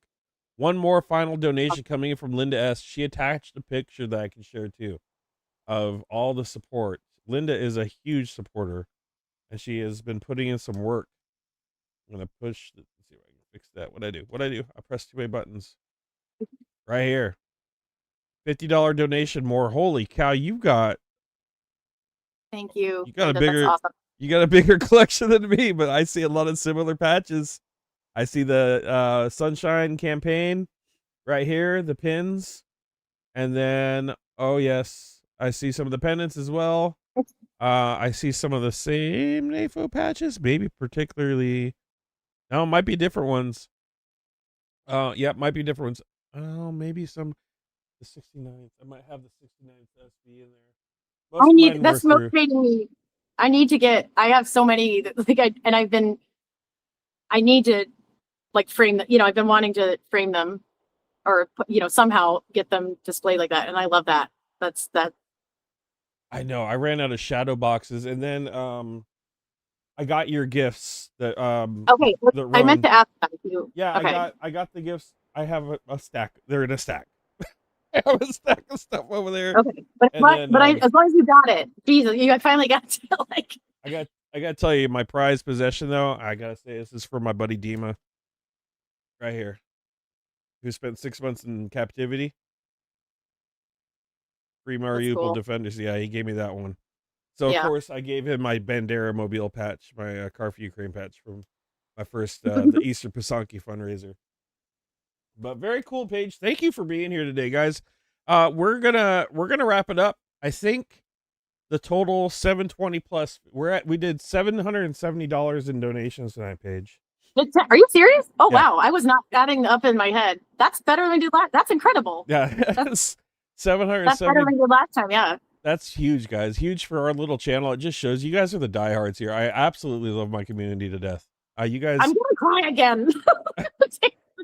As, you know, for a small little channel, we're doing some major help, and I can't stress this enough. Like, there is something between me and you helping fundraise here that is like a symbiote, like some weird energy, because like it seems to, like, every time we do this, the donations go to the perfect spot at the time they're needed to actually make a difference in the front line.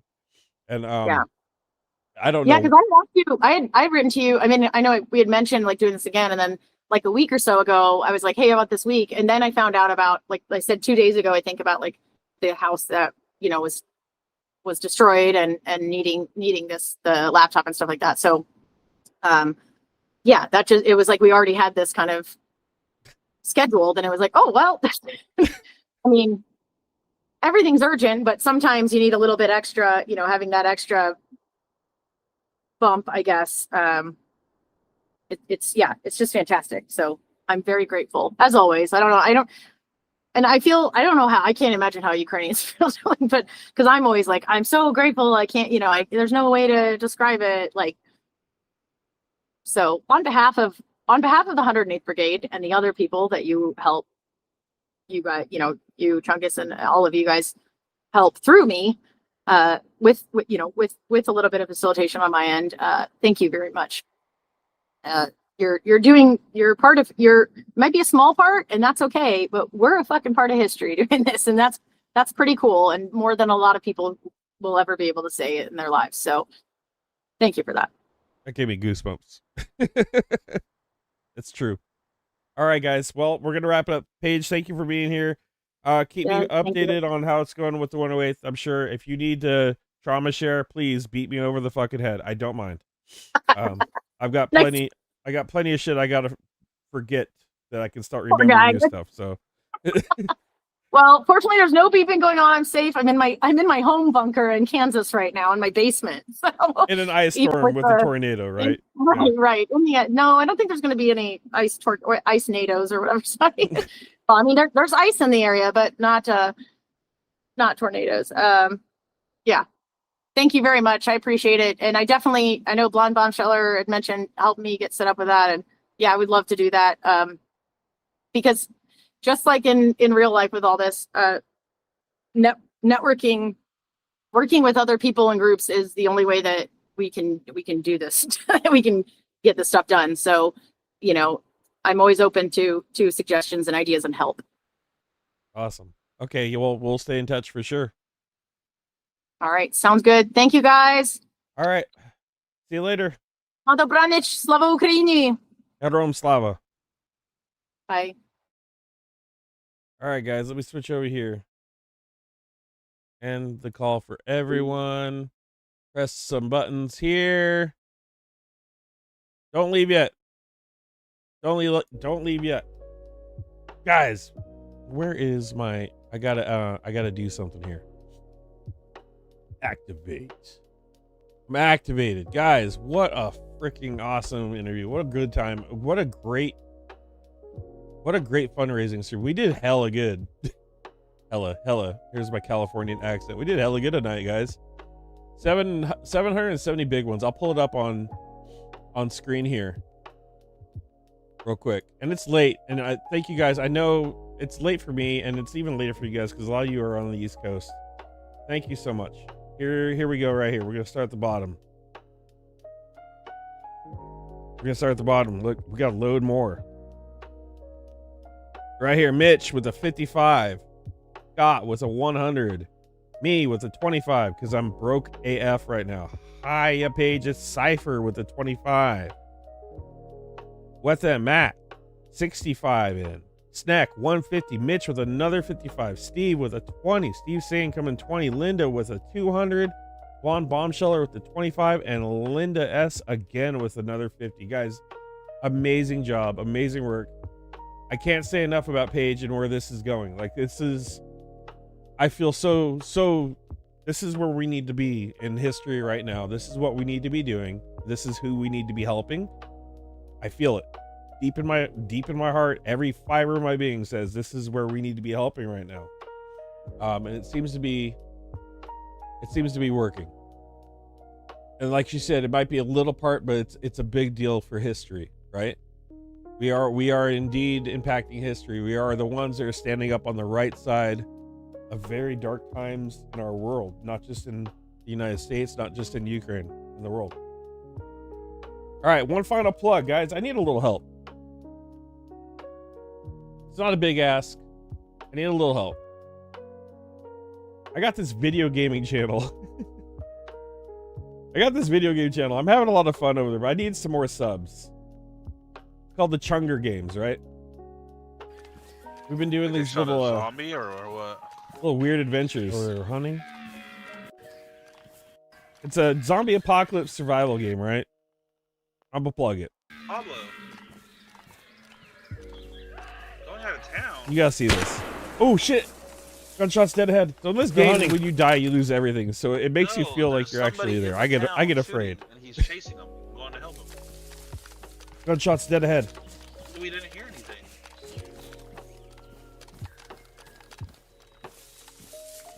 They're hunting. I get so afraid on this game. It's pathetic.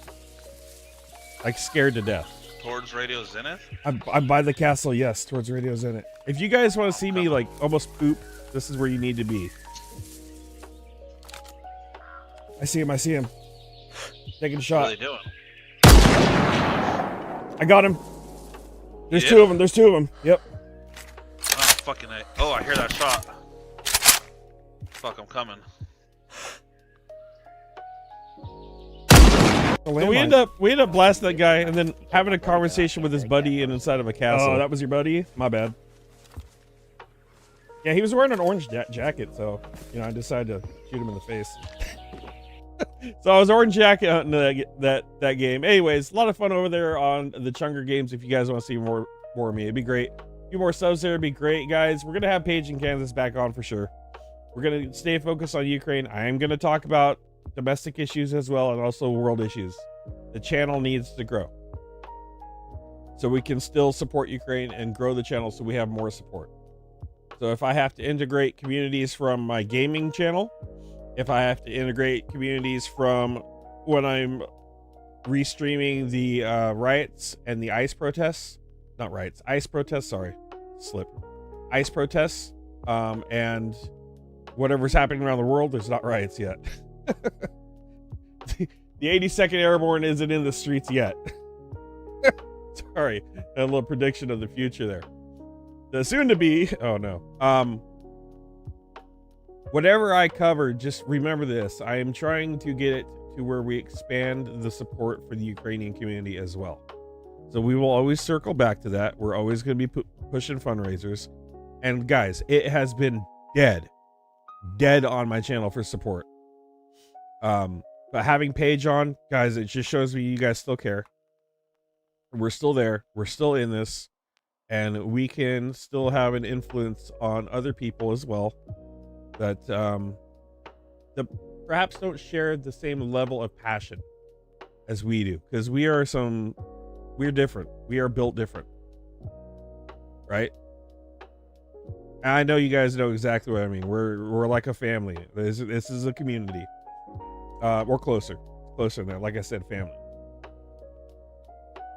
So let's build the family. Let's get it to grow. Let's get other people to understand why we care so much. All right? That's the plan. Grow the community. So share it out. Leave a comment after the stream. Hit the notification. We will have more of this. I'm going to have more people on too. We're going to keep having interviews. I got another guy who wants to come on. I bet at one of the Ukrainian rallies. Going to talk to him a little more. Still need to get a hold of O'Brien Goes Potatoes too. We're going to talk to him. And then also Cameron Walk should be headed back home to Texas. So I want to circle back to him when he gets there. All right, guys. Hit you with an outro. Thanks for staying up with me. Love you all to death. Until the next time, keep supporting Ukraine. Here's your outro.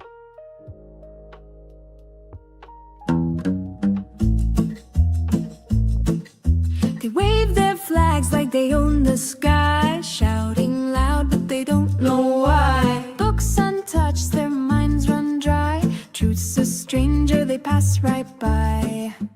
Oh, false flags flying high, empty hearts where the truth won't lie. They scream of love for the land they claim, but their wicked deeds bring only shame.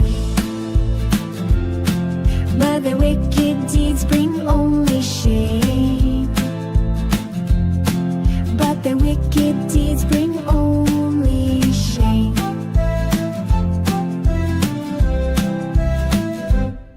They chant the words they barely know, hollow pride in a shallow show, pointing fingers where the winds don't blow, building walls where the rivers flow. Oh, false flags flying high, empty hearts where the truth won't lie. They scream of love for the land they claim, but their wicked deeds bring only shame. But their wicked deeds bring only shame. But their wicked deeds bring only shame.